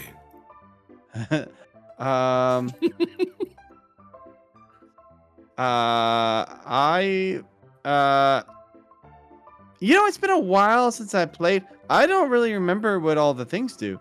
Can you remind me? Do you want to switch out a card? Yes. How many? 2. Put your cards on the table that you want to switch. And I put the blue and the yellow one. Okay. He puts them in the deck, gives you 2 new cards. You got a green and a yellow one. All right. I think you guys are going to lose. You should probably fold. What's fold? Oh, that means like give up. Oh. Well, do you want to swap more cards? I don't know if it's possible, but I kind of whispered to Corey, like, Corey, I don't know what I'm doing. This seems like more your thing than mine. I always have extra cards up my sleeve. I don't know how to play this game. Oh, can you just give me all of the cards up your sleeve? Maybe one of them will work. Can I study the what the cards designs look like, so if I have to forge some cards next time, I can do it better. I'll do you one better. Like Dragon Ante is basically that is poker of D&D, so you'll know these cards. You know what this looks like. Okay. I'm just gonna watch and know that nothing can really change right now. You got this, You don't Petro. I wanna believe swap in any you. more cards. I think this is the best hand in Dragon Ante that there's ever been. And I'm confident in that. Then it's time to show your cards. Oh, wait, is it? Oh, okay. Maybe can I swap a few? You can swap one more time, 1 or 2 cards. 1 or 2. 2. Put your cards on the table. Okay. Which one do you put on the table? The ones that aren't red. So the yellow and the green one? Yes. Right. You put them on the table. They're being put underneath the deck, and from the deck are 2 more cards drawn and slipped your way. It is a blue and a yellow card. Sorry, I'm being attacked by a direwolf. Oh no. Oh, I thought that was in the game for a second. I was like, what the hell was I that? was like, Yeah. Chill out, buddy. Okay. Okay. Familiar is aggressive. Wow, this is a really good. So there's not like bluffing in Dragon Ante, is there? No. Okay, never mind then. Oh well, okay, good game, guys. And I put my cards down face up. All three of them that are sitting at this table also put down their cards. One has a full set of blue, one has a full set of red. The other one also has a full set of red. Seems like you're triple beaten. I think we Oh. are entitled to that gold now. Yep, you sure are. And I make a dash for the door. You don't put the gold down? No. Okay. Yeah, All of them no. pursue you. Petro, wait a Uh-huh. second. I'm gonna get to the door, guys. I'm gonna see what's down there. I think it's not. You can't get in. I'm gonna open it. As you rush to the door and you grab the door, it's locked from the other I side. hit it with my maul. You hit it once before you are viciously cut down by all the bandits in here that didn't like that you cheated at the game. oh. Right, Dang. are they gonna try to kill all of us? Yeah. All right. Before you kill me, what was the password? I can die happy. They won't tell Pretty you. good. Oh. Oh, that's clever. I liked that. Tell me what the password is before I die. I'll give you all my gold. As you feel what seems to be 1,000 stabs in between the three of you, Ow, ow, you let ow, your ow, last ow, ow. breath. And before you know it, you blink twice and you are back upstairs. I mean, And as I'll you be walk honest, in, like this is what kind of not. It wasn't fun to get stabbed a bunch of times, but not being able to die is pretty cool. I don't like it. Oh, I like being trapped here. well, we know where the tunnel entrance is Yeah, now. That's good pretty point. useful. Yes. Good point, Petro. So- You found the tunnel. Well done. So one more thing. Since this is your third time dying, I need all three of you to make me a wisdom saving throw. Oh crap. Oh, oh no. I'm super good at these. I'm going to cry a little bit. And that one. What? I blinded with the fort. I'm upset with my dice. Oh, I got a 7. Oh, this is going to be interesting. And I think that is also what we're going to cut it off with for this week. Because Oh, I God. had to give you guys some... Because we're going to have some prepare time for next week. Because all three of you fail, which means that all three of you are actually pretty content with the fact that there's good music here and good drinks. And all three I don't know. of you I don't walk know why I came inside. here, but I love a good And glass have- of wine. Guys, The I three of wonder you if they have happily sit goat's down. milk. And you're going to have a nice drink as Oh, Mike God. reserves a seat for you. Oh no. And that is going to be the end for this week because, gosh, that is going to be a predicament to get out of next week. Oh no. Oh shit. Can Norbit make a saving throw? Uh, Maybe we can save that for next week. Let's save that for next week to see if that is going to be an option. Norbit's gonna have to shock us out of it. I've never had that happen. The whole party failed. Oh man, Oh my god. that's not great. That's not great. No, that is. This that is a what problem. happens when you roll nat 20s a million times before the end of the session. God damn. I'm about to throw my dice in dice jail. They're in the Because I have computer. had nothing above an 8. Oh. I was going to say you had no great rolls today. Oh, no. I'm so Yeah. sorry. I've had sessions where that happened, and it hurts. I'm so sorry. It's frustrating. Oh, Oh God, this is not great. But I hope you guys did enjoy this We've got session. some planning I know to I do. did. And we will be back next week, right? Yeah, we will be Yes. back next week 2 with another weeks in a session row. of the Dungeons of Drakkenheim. I hope you guys enjoyed it. Over on whatever platform you are currently following us, be it Twitch, YouTube, or one of our podcast platforms. Thank you so much for tuning in with us. We're very happy to have you. And we will see you next week with the probably, hopefully, conclusion to this predicament over at the Black Ivory Inn. Yep. Yeah, it's going to be exciting. Alrighty. See you next week. Bye-bye, everybody. Bye, everybody. Bye, guys.